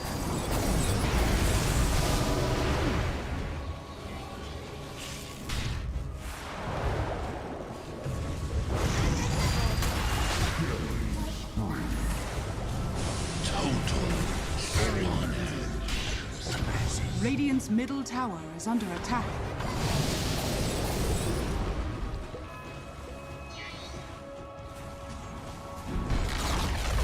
Radiant's middle tower has fallen.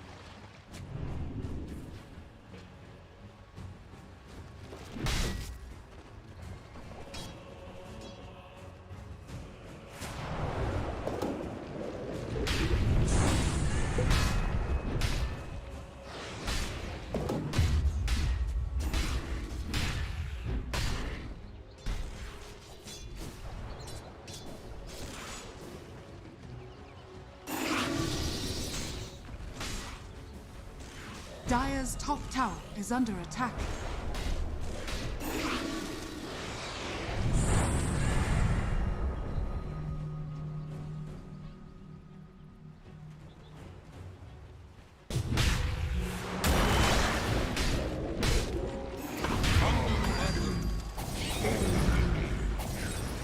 Dire are scanning.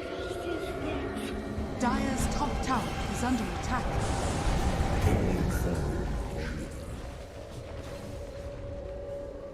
Dire's middle tower is under attack. Dire's courier has been killed.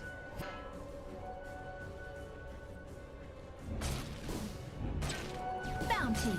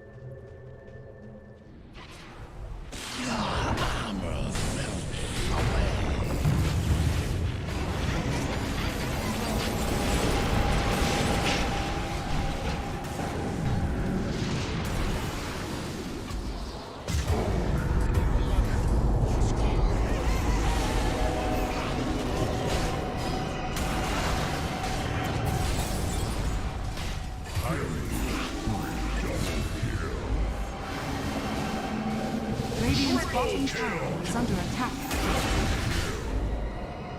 Let me acquaint you with your own demise.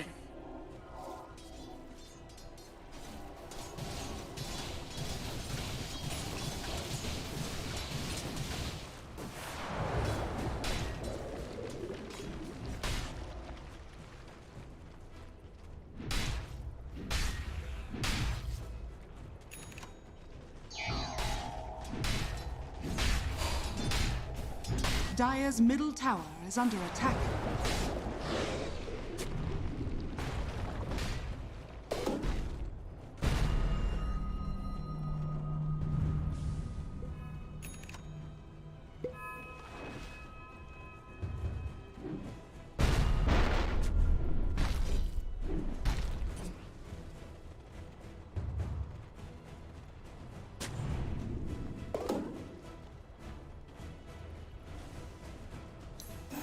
Radiant's bottom tower is under attack.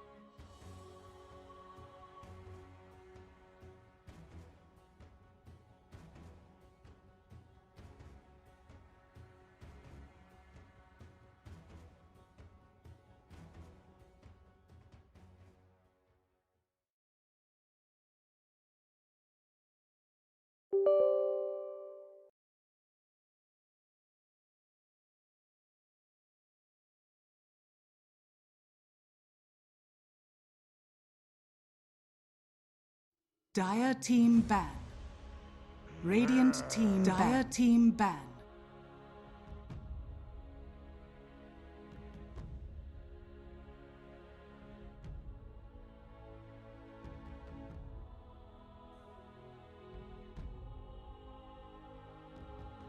Radiant team ban.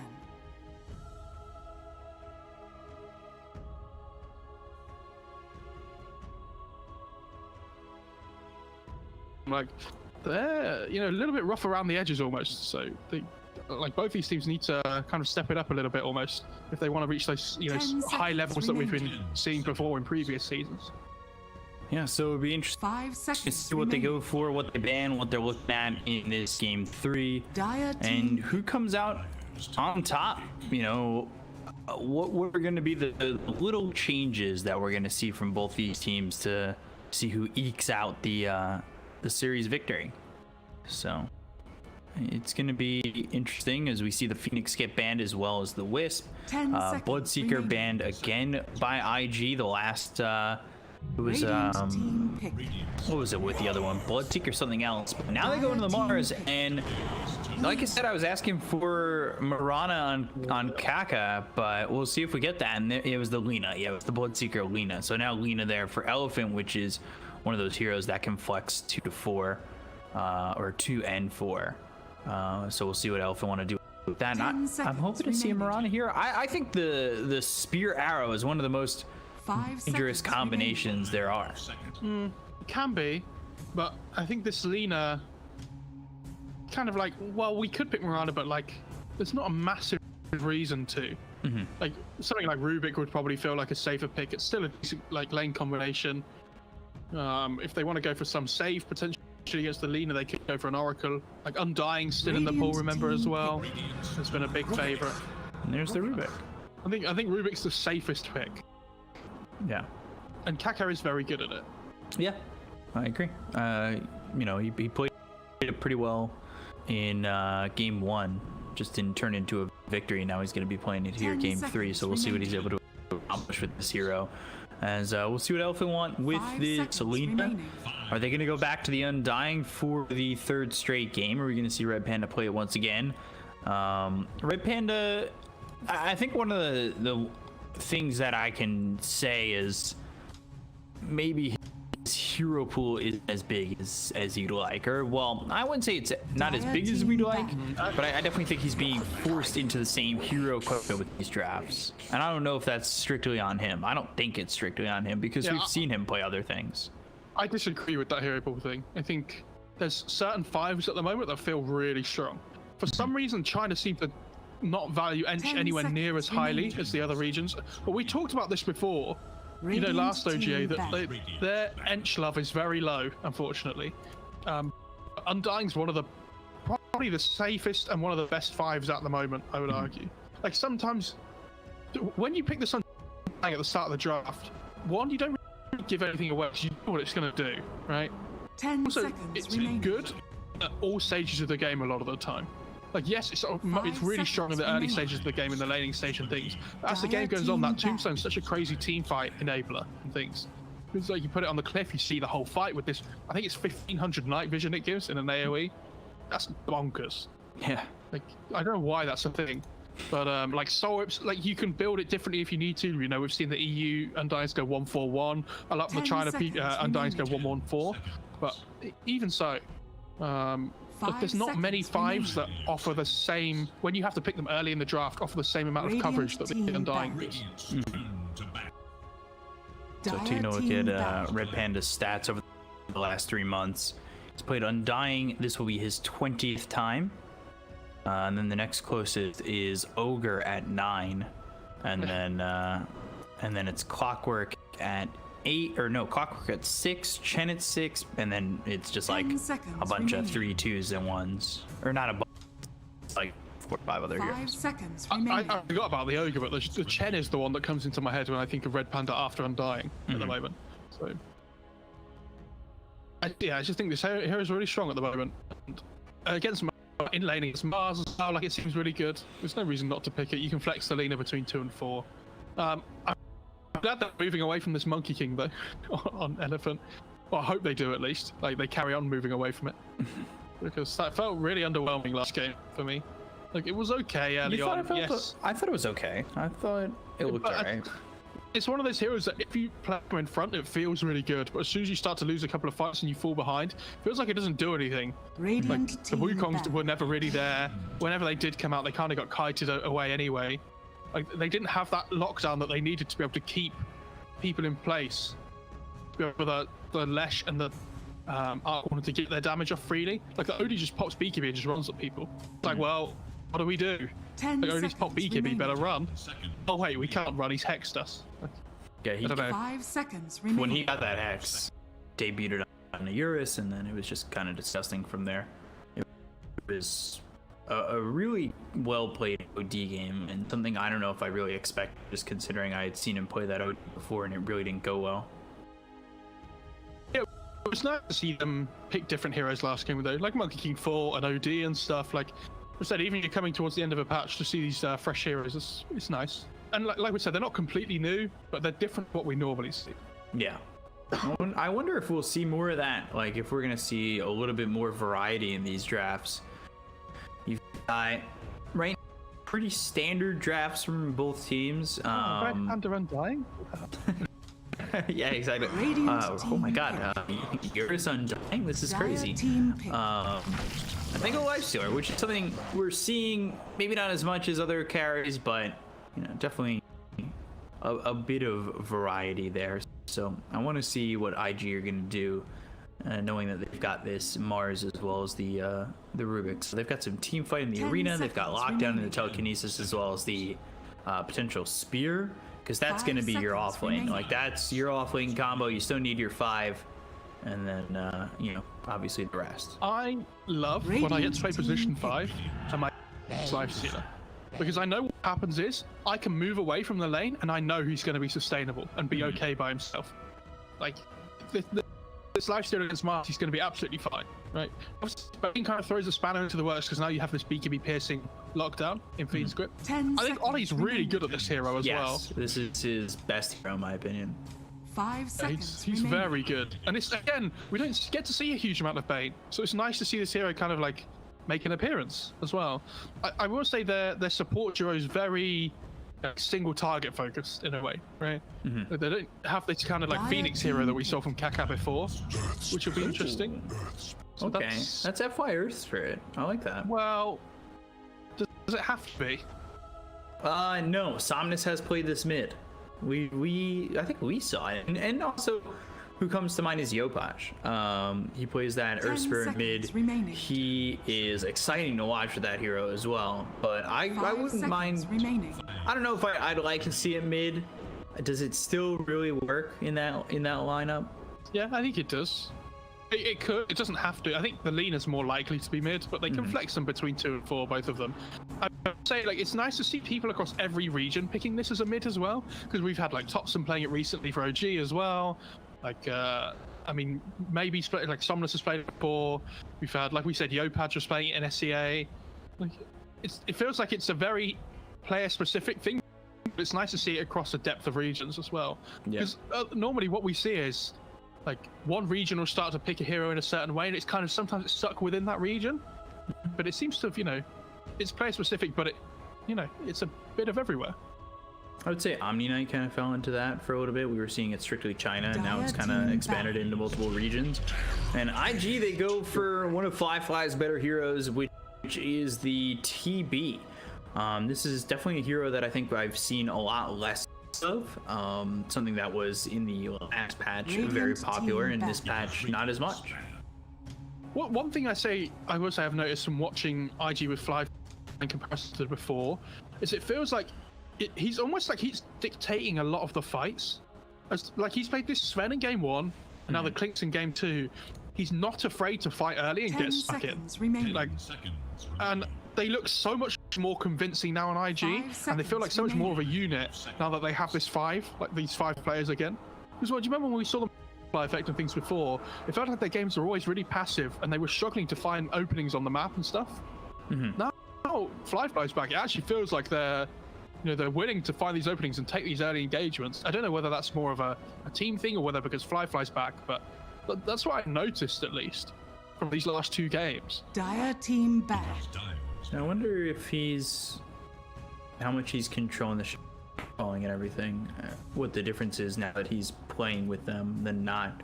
Like who was doing the shot calling when they were playing with Dust? Who was doing the shot calling when they were playing with Butterfly Effect? Or even dogfights as far back as season 3 or season 2.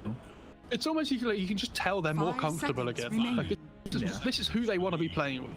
I will say this TV's a really good core-to-core matchup against Lifesteal. You know, you can get this Scardy online eventually, kite him around really easily because you have the range advantage. But he does have to be a little bit worried about the burst damage from the Earth Spirit and the Lina. Obviously, you get this really early Manta anyway on the hero, like naturally, which is going to be very good against the Earth Spirit from the Magnetize and stuff. But against Lina, you know, Lina might decide to take this active potentially. After seeing this, the Earth Spirit made a put the Lina as the 4 in the really. Yeah, that's what I prefer. I don't know if they will, but I'd love to see it. Can I get an Elder Tank 3? Sure. 10 seconds remaining. I mean, sure. Why not though, right? Like, yeah. Seems fine. Seconds remaining. Maybe they feel like they lack a little bit of damage if they go for that, which might be a problem. The way I see this is if the Earth Spirit goes mid, he has potential to take over the game before the TB gets Manta. And I think the Lina offers the pressure in the lane onto the TB that the 4 needs. I can see them just putting the Lina mid anyway, but they need to pick a 3 hero here. I'd assume Yang. And they don't have a huge amount of team fight at the moment. Their lockdown's still a little bit iffy as well. They don't have anything BKB piercing. Like Beastmaster's out of the pool, Batrider's out of the pool. I love this Darkseer ban as well. I think that's really good. Yeah. Not a hero we've seen a lot of, the Darkseer. It seems like there's a lot of other offlaners that have been more popular. And they go Broom! Interesting. Oh, that's a good. Okay, the good brew game. I don't mind this either. This is pretty good. Obviously, you have the on the Earth Spirit, by the way. Oh, okay. Yeah, so it is Lina mid. Fair enough. A little disappointing.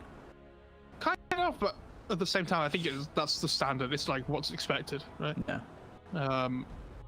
Like Lina can scale a little bit better than the Earth Spirit as well. So if the game does go late, like the Lifesteal and the Lina will become these like late game heroes. You can build towards that MKB, etc.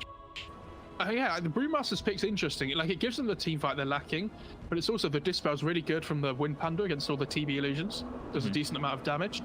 I think the laning stage might be a little bit of a problem for Elephant in that off lane with like Brewmaster and Earth Spirit. But at the same time, Brewmaster's one of these heroes that it is relatively short lane if you get a good start, and it kind of frees Earth Spirit up to rotate across the map a little bit. Yeah. So, you know, like if Lina sets up with an LSA into a role and things, they do have a decent amount of damage mid lane. I think Emo's looked pretty good on Void Spirit recently as well, if I'm right in saying that. Yeah, I think he's looked pretty, you know, pretty good. As good as what we've been seeing around the region with Void Spirit, that is. I'm interested to see this Brewmaster. I think every time I see this Brewmaster, I think of the General Brew that I got to see a couple months back. Or, yeah. Was it like I might have even been like 8 months ago at this point. I have no idea what the concept of time is throughout this entire like coronavirus, etc. But it was when he got the Divine Rapier and was just like one-shotting folks. Like, it was crazy. It was just like, oh yeah, I'm level 25 of a Divine Rapier and I'm just gonna one-shot you. It's as simple as that. Like, that's what I'm always expecting now from Brew, which is unfair because when are we really going to see that again? But I'm excited to see the Brewmaster, and I think it's here we don't get to see too much, but certainly one I'll be excited to see coming into this game. I'm excited for JT Mars. What we've seen is item build as well. Not only have they given shared fingers to the Spirit, they've also given them to the Mars as well. Or with Venom too. Yeah, I think this is a really good idea. Like, you want Stick against the Undying, you want the Orb of Venom to be able to pressure the lane. Get given Tangers, sure, like your lane looks really good now. Like the Rubik and Bane don't need a huge amount of regen. Bane's laning against these 2 melee heroes, like he'll be fine. And this Rubik's, happy to give one away. I love the shield that he's got on this Mars. Yeah, just don't talk about that God's Rebuke. It's fine.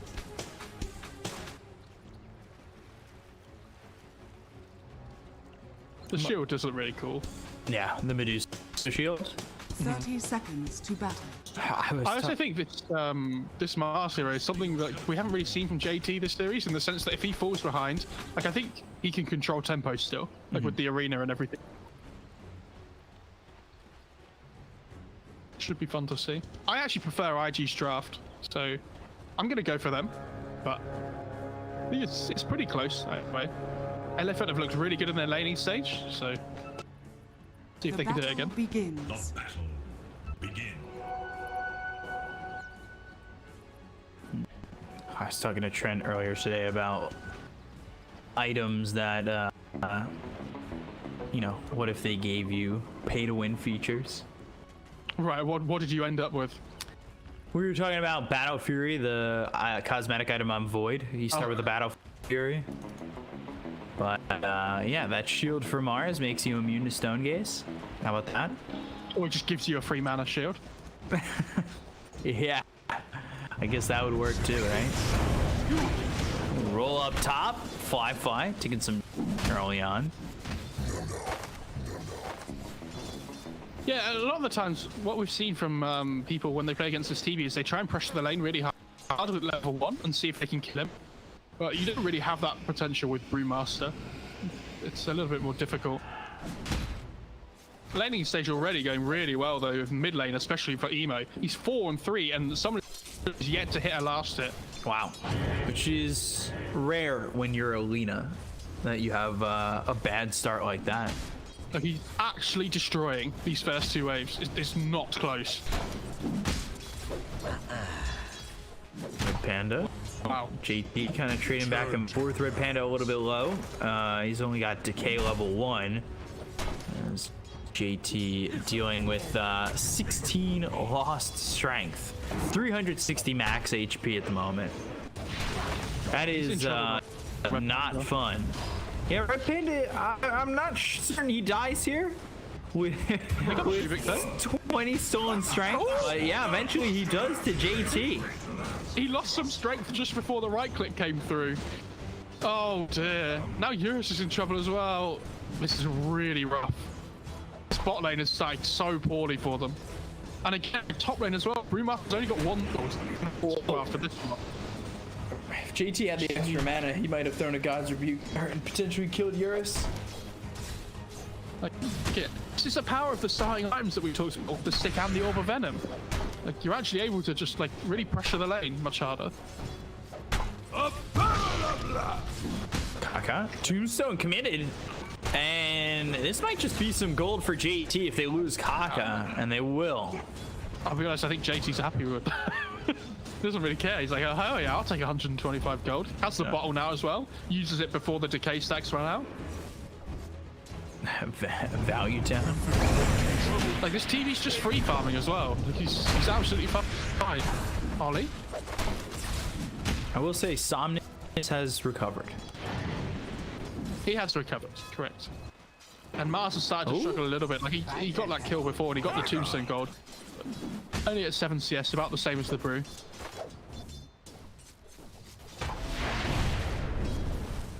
Cheeky with that Aether Remnant almost landing it onto the Lina. That might have been a kill. It probably would have been a kill for sure. Emo has certainly impressed me, and it's nothing new. You know, Emo's been impressive for basically the entirety of his career. I think maybe just the fact that he has, you know, he's in a region where IG could be a top team in other regions, but here in China, like, you're still dealing against LGD, VG, Aster, eHome, and now Elephant. Like, it's almost hard to stand out. But Emo getting hit with the rolling boulder as well as the boulder smash, but not gonna drop. He'll pop this out. Dire's courier There's nowhere to stay. 2 couriers down at the same time. Bot lane as well. Tombstone goes down. 125 gold for Kaka, so 250 gold in this lane, but JT, low, there's no way to catch up to him though. Yeah, and he gets a salve off while he's got decay stacks down as well, so very nice. Back over mid. And Ollie. Okay, nothing more from that, just a retreat. And back over bottom, take a look. Eurus in some trouble. Open wounds onto JT. There's the God's Rebuke. Can he stay alive? Doesn't look like it. After a while, he'll eventually fall. But I say that, JT. Oh, that was closer than I thought it would be. Life stealing away, having a great time. Yeah, he hasn't got a point in bulwark, so that, you know, standing and hitting him, not going to take that reduced damage on the mast. Yeah, unfortunately. So. God. I have full health. He has a sliver. Who wins? Who's the life stealer? Hashtag life stealer gaming. Dire Put it in the are chat, scanning. guys. Yeah, I mean, but again, TB is still just free farming in the top lane, right? Like, he's having a great time. Oh, if Ollie takes this bounty rune, oh, he's not going to get there in time. Yeah, he's bottled it up. He's got bottles. Oh, it's JT. Yeah. I'm a little surprised by that. Just, I mean, I knew we knew it was coming, but feels like bottle's just not the item that we normally see on Mars. Red Panda. Very low. Another decay. Chase one of the tower. Red Panda, go for it. Is under Yeah, he attack. doesn't have soul whip available, so a little bit difficult. But this push in the top lane is really good by the Radiant side. The catapult's still there. So Radiant getting some structures are cheeky fortified. damage off on the one. But lane stage definitely recovered though, for considering how the first few waves went. Yeah. Yeah. For sure. And IG though still feeling pretty good, but you look at the CS and you've got Lifestealer towards the top. Somnus made that recovery. He's sitting at number 2. It's like we talked about the Eurus, like he's playing this hit that like it frees up the Undying to move around. The Earthsplit's hanging around mid at the moment as well. Oh, Kaka, oh, he's on the hill. Oh god, they almost both ended up on the hill. Okay, that would have been awful, but never mind. Kaka's away. Regeneration.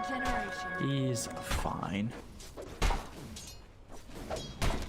I don't know, Red Panda's just able to do whatever he wants because he doesn't need to be with Lifestealer anymore. He's just doing his own thing.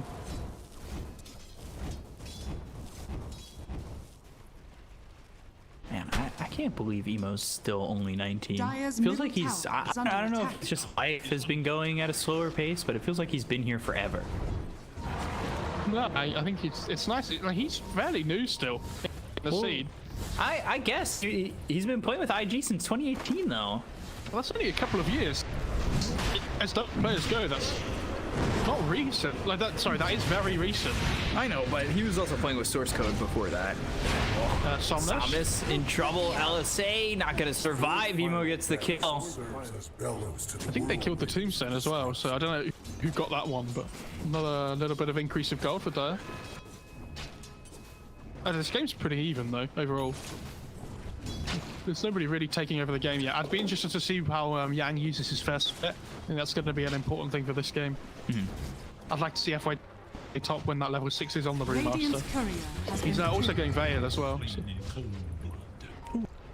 Feed Broach, who's gonna hold that Void Spirit?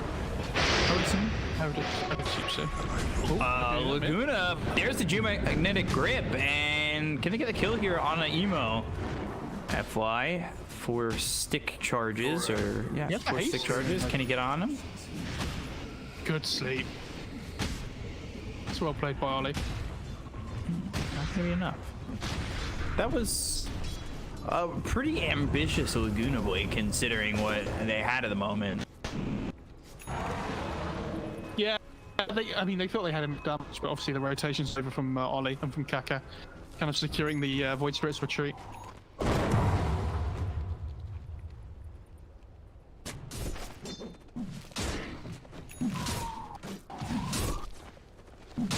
So, just about 9 minutes in. Looking pretty good for IG at the moment. Yeah, game is looking good. I mean, to be honest, like, oh, hang on, the bait, and you better shot here. LSA misses though. No, gonna commit back in, and here comes the arena. Oh my god. Getting it done. Somnus, Red Panda, as well as FY, all dying here just for Ollie. Void Spirit up into the air. JT getting a little bit low. As Yang trying to get this kill and will take out JT. They caught the Rubik as well. Telekinesis throws him down on a Eurus. Fade Bolt, Aether Remnant. Locks up the Brewmaster. Kaka, Emo. Can they turn this? They've got Ollie coming back. Kaka taking a lot of damage. Roll in. Jim McNair could get the shots on it too. They've got the Infestum to pop it out. They look over for Ollie. Yang getting low. Needs to be careful. Sword from Red Panda. Astral Step. Isn't enough damage on the Yang. Might be double kill for Yang. On the high ground, finally falls as the Resonant Pulse is what does it for the Rolling Boulder coming in from Atfire. They've got the LSA to follow it up. They're gonna kill an Emo. All said and done, it looked like that went pretty well for Elephant. Yeah, like that was so weird. The gods of beat from Mars, they just killed 3 heroes all at once when the arena went down. But the fight went on for so long that they were able to all respawn and come back into the fight again. So the fight ends up being in Elephant's favor. Really, you see the power of the split though from Yang. Like they lose 3 heroes, but because the split goes off, it's like the strongest spell in the game at the moment. So they're able to just turn the fight basically from that. You were saying how important that split was going to be. They're going to deny on the tower. Assimilate. Now with the 8th Remnant, locks up yours. Mare on the Red Panda. Ollie taking some damage, but there's the Fiend's Grip. Somnus low. He ends up dropping. Eurus might be in trouble too. They can't stop the Fiend's Grip. They're going to lose Somnus as well as Eurus. Now they look over at Red Panda. Might even make it a 3rd. They've got the arena down for JT. The spear is going to land. This is going so horribly right now for Elephant. Good magnetize. Down goes JT. And they're going to get Ollie as well. Reapplied onto a couple. Can they stop the TP from Kaka? I know they can. Nemo's going to run away. So FY at least gets something. But this TV is just free farming away in the bot lane. Do you remember we talked about how last game IG were running at all the heroes that weren't the Arc Warden over and over again? And at some point in the game, they realized that, hang on, this Arc Warden's going to be a big problem if we don't deal with it. I have a feeling that Elephant might have the same revelation at some point. That this TV, he's just having the game of his life. And if they don't stop him from farming, he's going to be a huge problem for them. In that last fight as well, really well played by Emo. He jumps Lina at the same time as the Fiend Script comes out. So like, the Somnus on this Lina can't come over and stop the Fiend Script. So like you say, just both the cores end up dying because of it. They can't stop the grip. Radiant's middle tower is under attack. Top lane smoked up. Yeah, split available. JT, he's dropped a couple times in a row. Gonna come through and he's got the damage to take out JT. Nightmare on F, pulled off by Yang. He got Primal split up again. This is double damage on the Void Spirit here, so they have to be a little bit careful on Elephant.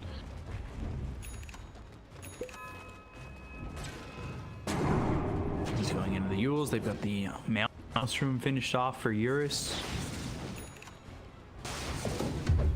This ward is so good though. I mean, Ollie knows it's there. He's just put a sentry down. But this ward from Elephant was so good to allow them to spot that Void Spirit coming over. Mm-hmm.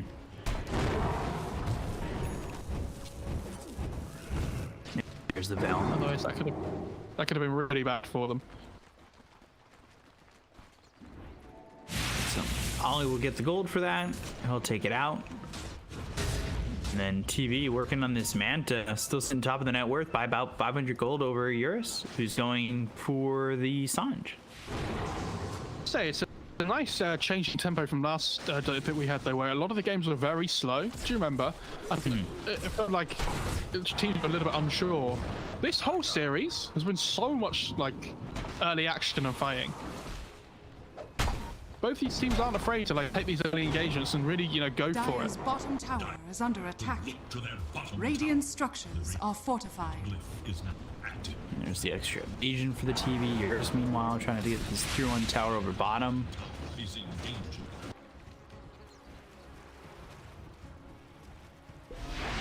Somnus guy, he's got the Eagles. Okay. Dire's I bottom like tower. Spirit Vessel too from Brewmaster. Yeah, it's really good. Radiant's middle tower is under attack. Okay, he's going to build it naturally because of the Cinder anyway. Radiant's Going Boulder in the pit, and they'll go after the Rubik. There's the signs of the Geomagnetic Grip. The damage so much right there on Akaka. They've got the arena down, and can they kill Yang before he's able to get the Primal split off? Yes, they can. Arena with that spear locks him down long enough. Yeah, they're gonna try and use this meta here to try and put the top one, which they should be able to get. Radiant's top tower is under You have the attack. tombstone available from Red Panda. It's level 3, but with the ward on the high ground already, they'll see it straight away if they go for it. Panda coming over, and he'll pop that flesh golem. Try to get the kill here on the emo. They'll go to the dissimilate. Now JT taking a lot of damage. He's trying to TP out. Garrus gets the kill there. They look over at Ollie. They've got the magnetized down. Fly trying to TP away. Have the sweep on FY. So no way to stop that TP out, but emo, Aether Remnant, and the Astral Step. Red Panda drops. 2 for 1 so far. Emo will attempt the TP. There's the LSA. They've got the silence. They'll get the kill with the Laguna Blade. Radiant's middle tower is under attack. Good fight there from Elephant. FY's playing this Earth Spirit so well. And as soon as that grip goes down, the silence instantly comes out. Like, just gets cancelled like straight away. The Tombstone goes down on the high ground, but what it means is that, and the Terrorblade missed like the first 2 hits on it, unfortunately, because it was range form. But it means that the TV's down normally would be in the fight is taken away to deal with the Tombstone. So they just need to slow down the game a little bit on IG. Just keep this TV farming. Kaka again getting caught. Spirit Vessel used. They've got the silence. They take Kaka out so fast. I mean, FY's just everywhere at the moment. Like, he's having a great time. Dire's He's going middle tower BKB is second under line, which I attack. massively agree with. Looks like a great game for it.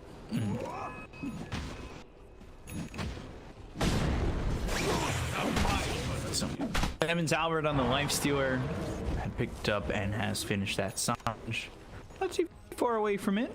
900 gold, just about. Now Lena going into the boots trap.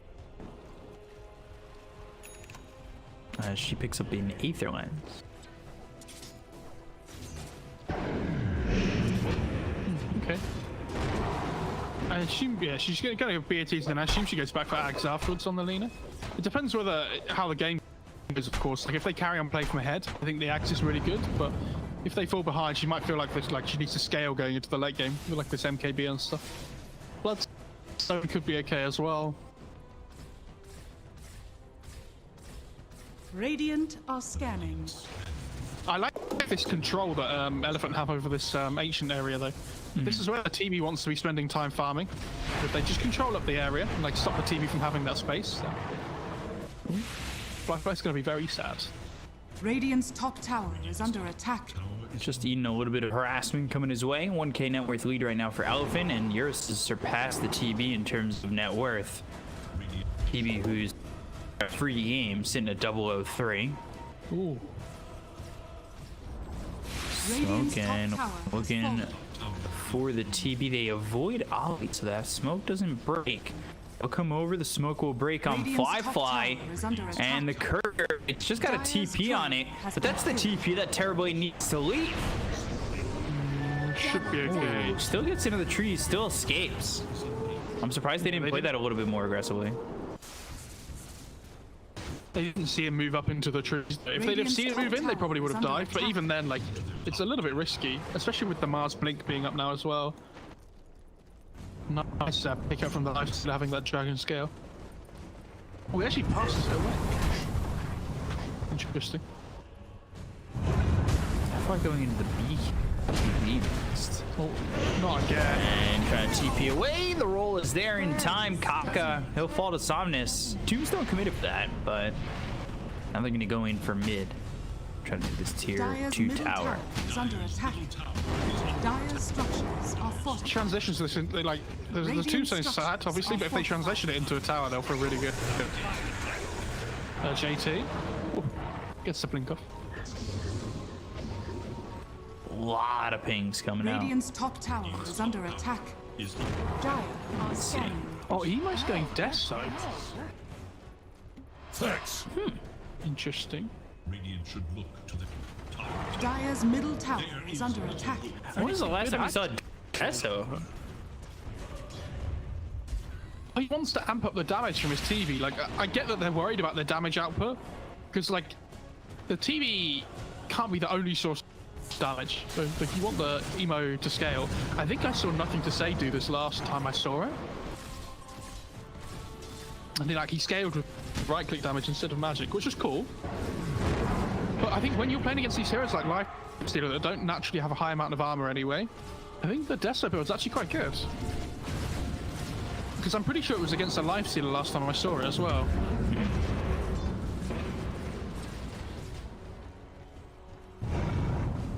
Actually smoked to get up to this triangle area on the Radiant side, but they don't catch anybody from Elephant up there.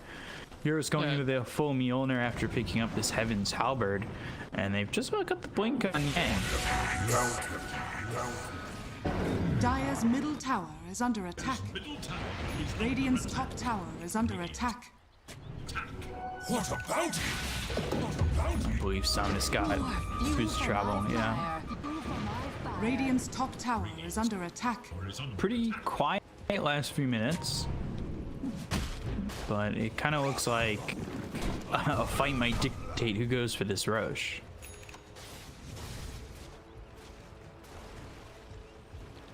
Yeah, it's all it takes is one fight here to go like well for either team. Yeah. Like you say, then the Roche falls, and all of a sudden they can open up the map a lot more. I think the Deso on this emo voice there will be a big game changer for Archie. Dire's bottom tower is under attack. And he's just short, about like 40 gold.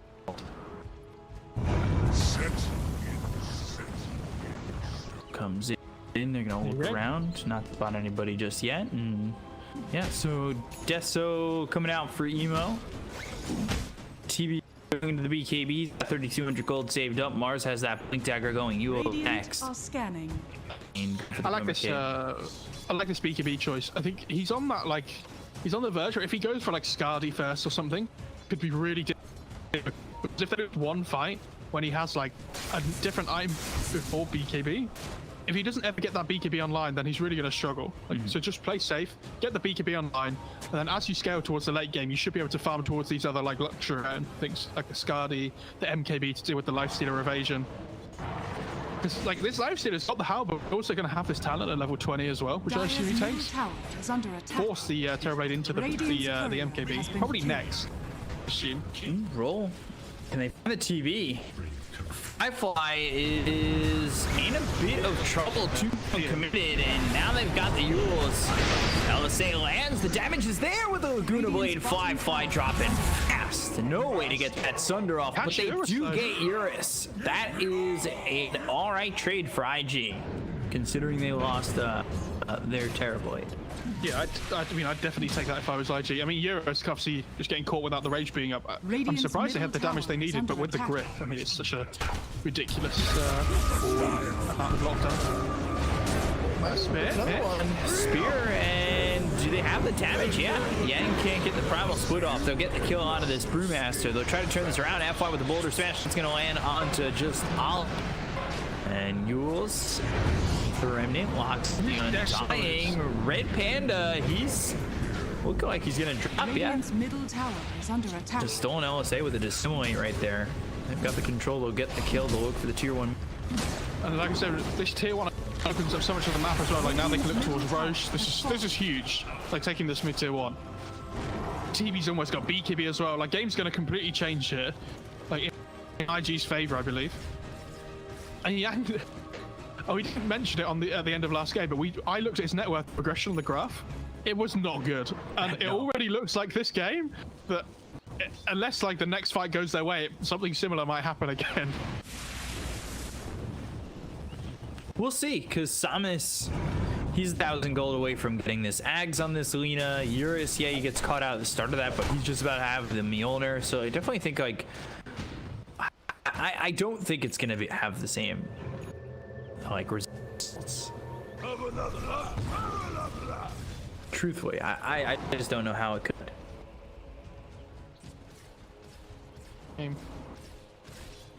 Dire are scanning.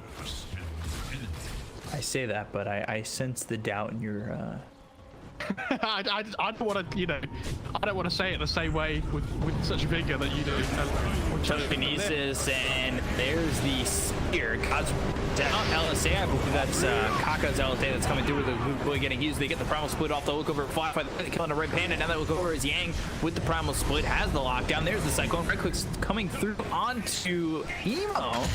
And they get the kill there onto the Void Spirit. They'll look over at post, spot the BKB and try and TP out. Radiant's middle tower is under attack. Telekinesis onto the Storm Panda. He's getting back to form. But they find Kaka. They've got the Spirit Vessel again, the stolen LSA, but there's the Somnus LSA that locks up Kaka, and they get the kill. They'll find themselves a second. I think with that, they might, move into Roche. And the big problem with these players well, it's not even the problem with it. The thing that went wrong for IG is that they committed so much to Yang to try and kill him before he gets the split off. So eventually, like, he then gets that split off, and they're like, we've used so many spells to commit with this guy that we now can't deal with. And so, like, they don't have the damage for the rest of the fight after that. TB has to pop the BKB and the meta and just TP away. Like, that's rough. He is going for the MKB though that we talked about, and that's going to help his damage out, but like, he needs that first damage out, and then to build towards the Scardian, then he's going to be a big deal. But until then, it's kind of like, a little bit lacking. And there's the Ags on the Lina as well. Yeah. Like, TB's game all of a sudden got really difficult. It's gotten that much more difficult. Fly's still just playing incredibly well though. Like, he's about to get this BKB as well. He's 4-1-12. Is that in these fights? Close. He's doing so much. Yeah, he really is. These silences are huge on the supports. Like, and now he has BKB. Like, where's their control for FY? It's like grip, but you don't want to FY on the Earth Spirit. IG posturing over mid a big Yang. He does not have the primal split, and he does not have HP to live. Is a quick kill there for IG. Pick off. But what can they get from this? Like, Meta's still down for 20. Yes, tier 2 bot, maybe, but I mean, Yang's probably going to be up again by then. Dire's top tower is under attack. TB. Ulti Orb just 100 gold away, and now they're sitting here towards bottom. See if they go in and take the tier 2 tower. Looks like they're waiting for somebody to rotate. Radiant structures Now they'll show. Ooh. Okay. Dire's middle tower is under Scan. attack. Heading over. JT's in a solid spot here. I like his positioning, and now the arena's down on 2. They've got the silence though, so they'll go after JT. Rolling Boulder. FY's doing so much in these fights. They're right on top of JT. They should be able to get the kill. Somnus gets credit for that one. FY popped that BKB. Emo's able to jump away. Rolling Boulder, but FY, does he have enough to close the gap on anybody? It's not going to look like that's so. No, this is my problem. Like, they get to the tier 2, they do force the clip. If they can catch him, I'll say, ooh, that lands, and he has Astro Step at 4 seconds. But here comes FY, Geomagnetic Grip. They've got the Silence, the Border Smash is thrown up. They've got themselves the Yules, but there's another one. Primal Split's used. They're trying to Astro Step away. He's going to keep him on ground, and he's in trouble. Laguna Blade. Whoa. They catch the Bane as well. Blows him up. Yeah, they've got control on Ollie. They'll get themselves another. That's a +1. FY gets credit for that one. I 1 and 14 for the Somnus. How much damage did he just do to that Void Spirit? Under attack. Clean 1,000 pure. 1,008. Dire's bottom tower is falling. Oh, wow. They're going to go for this. Yeah, I think they want to force buybacks. Like, Ollie's had to use his already, but... So they'll put the pressure on. They'll go for the tier 3 tower on the bottom. He's got Morphs. Geomagnetic is out off the Ollie. But they'll use the Fiend Script. This is a Fiend for an Earth Spirit if this is going to work out. I mean, that is all. A lot of damage coming out from yours. The BKB game pop by FY. They'll infest into him. They get the kill on Ollie. They will go to GT. This is going to go very poorly for IG. They're not secure with the LC. It hits on there. It's terrible. The Laguna Blade is there. Fly is gone. He is gone. Somnus will die, but that means you've got no TV, you've got no meta, and Eurus is free to keep on moving forward. continue rolling through. FY right there by his side. Geomagnetic grip. And this is JT in trouble and JT dead. He has bought back. You got to remember. Now they're going to go for the tier 3 again. Bang hit with the initial step. Not going to be enough damage to get the kill into the Brewmaster. But they do have the damage to take out the tier 3 bottom and potentially the set of racks to follow it up. Geomagnetic grip. Blink. Thunderclap. Now Boulder Smash. Taka in trouble here with the rolling boulder. And FY helps to get another kill. Eurus gets credit for that one. FY now sitting 7-1 and 17. Yeah, Eurus still has the Aegis as well here, remember? Like, it's only up for another 30 seconds or so, but what a fight. The damage was out from Laguna Blade there on the leaner. Like, Dire, IG, their lineup looks really strong. They have no damage output at the moment. Like, TB had to go for the speed to be second IM. They can't kill anybody. The arena goes down, like, they drop their, like, Deso from the Astral Step and things, but TB just can't kill the Life Stealer at the moment. He's level 20 with the evasion and the halberd evasion. Boulder, they're fire as well. Oh, Fly. He just expires, but they've got the rolling boulder coming in. Fly forced to pop that BKB again. They get a full grip duration up onto FI last fight. I think they did, and he didn't even die, right? And then he just got saved by the Infest and the rollout. They have all this control, but no way of killing anybody. No. Now there's an AC on the Life Stealer. Christ. Okay. What? On Yang. If they don't kill him, he's just gonna primal split, and this fight's gonna go very poorly from there. And that's exactly that's exactly what they're gonna do. They get the arena gem, and now they've got themselves Eels. That's on the JT. He actually Eels himself. Dyer's middle tower has fallen. They realize they can't take the fight. They're like, we'll just wear out. They suck.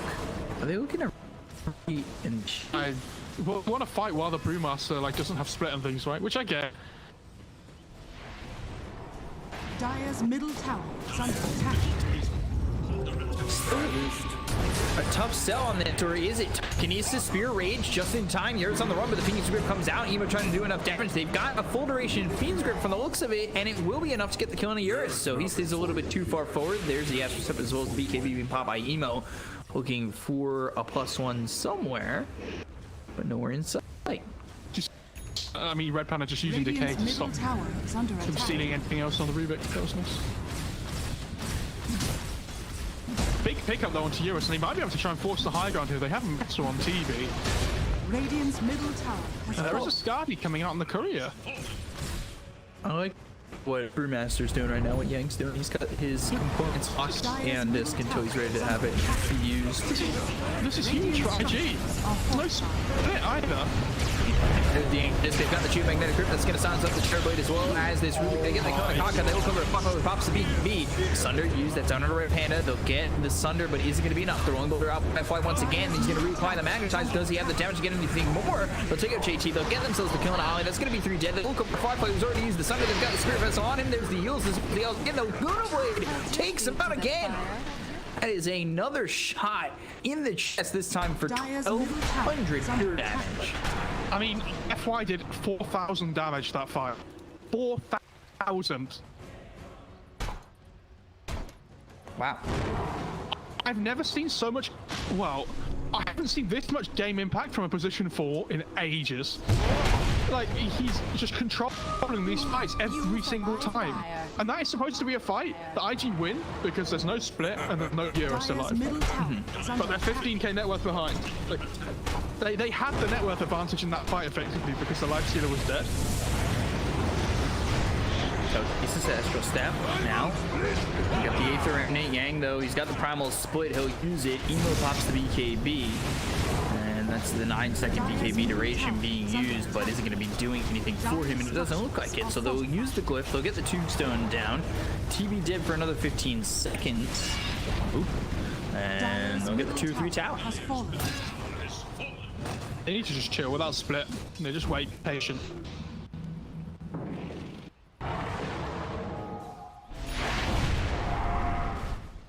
What a performance for Outflow.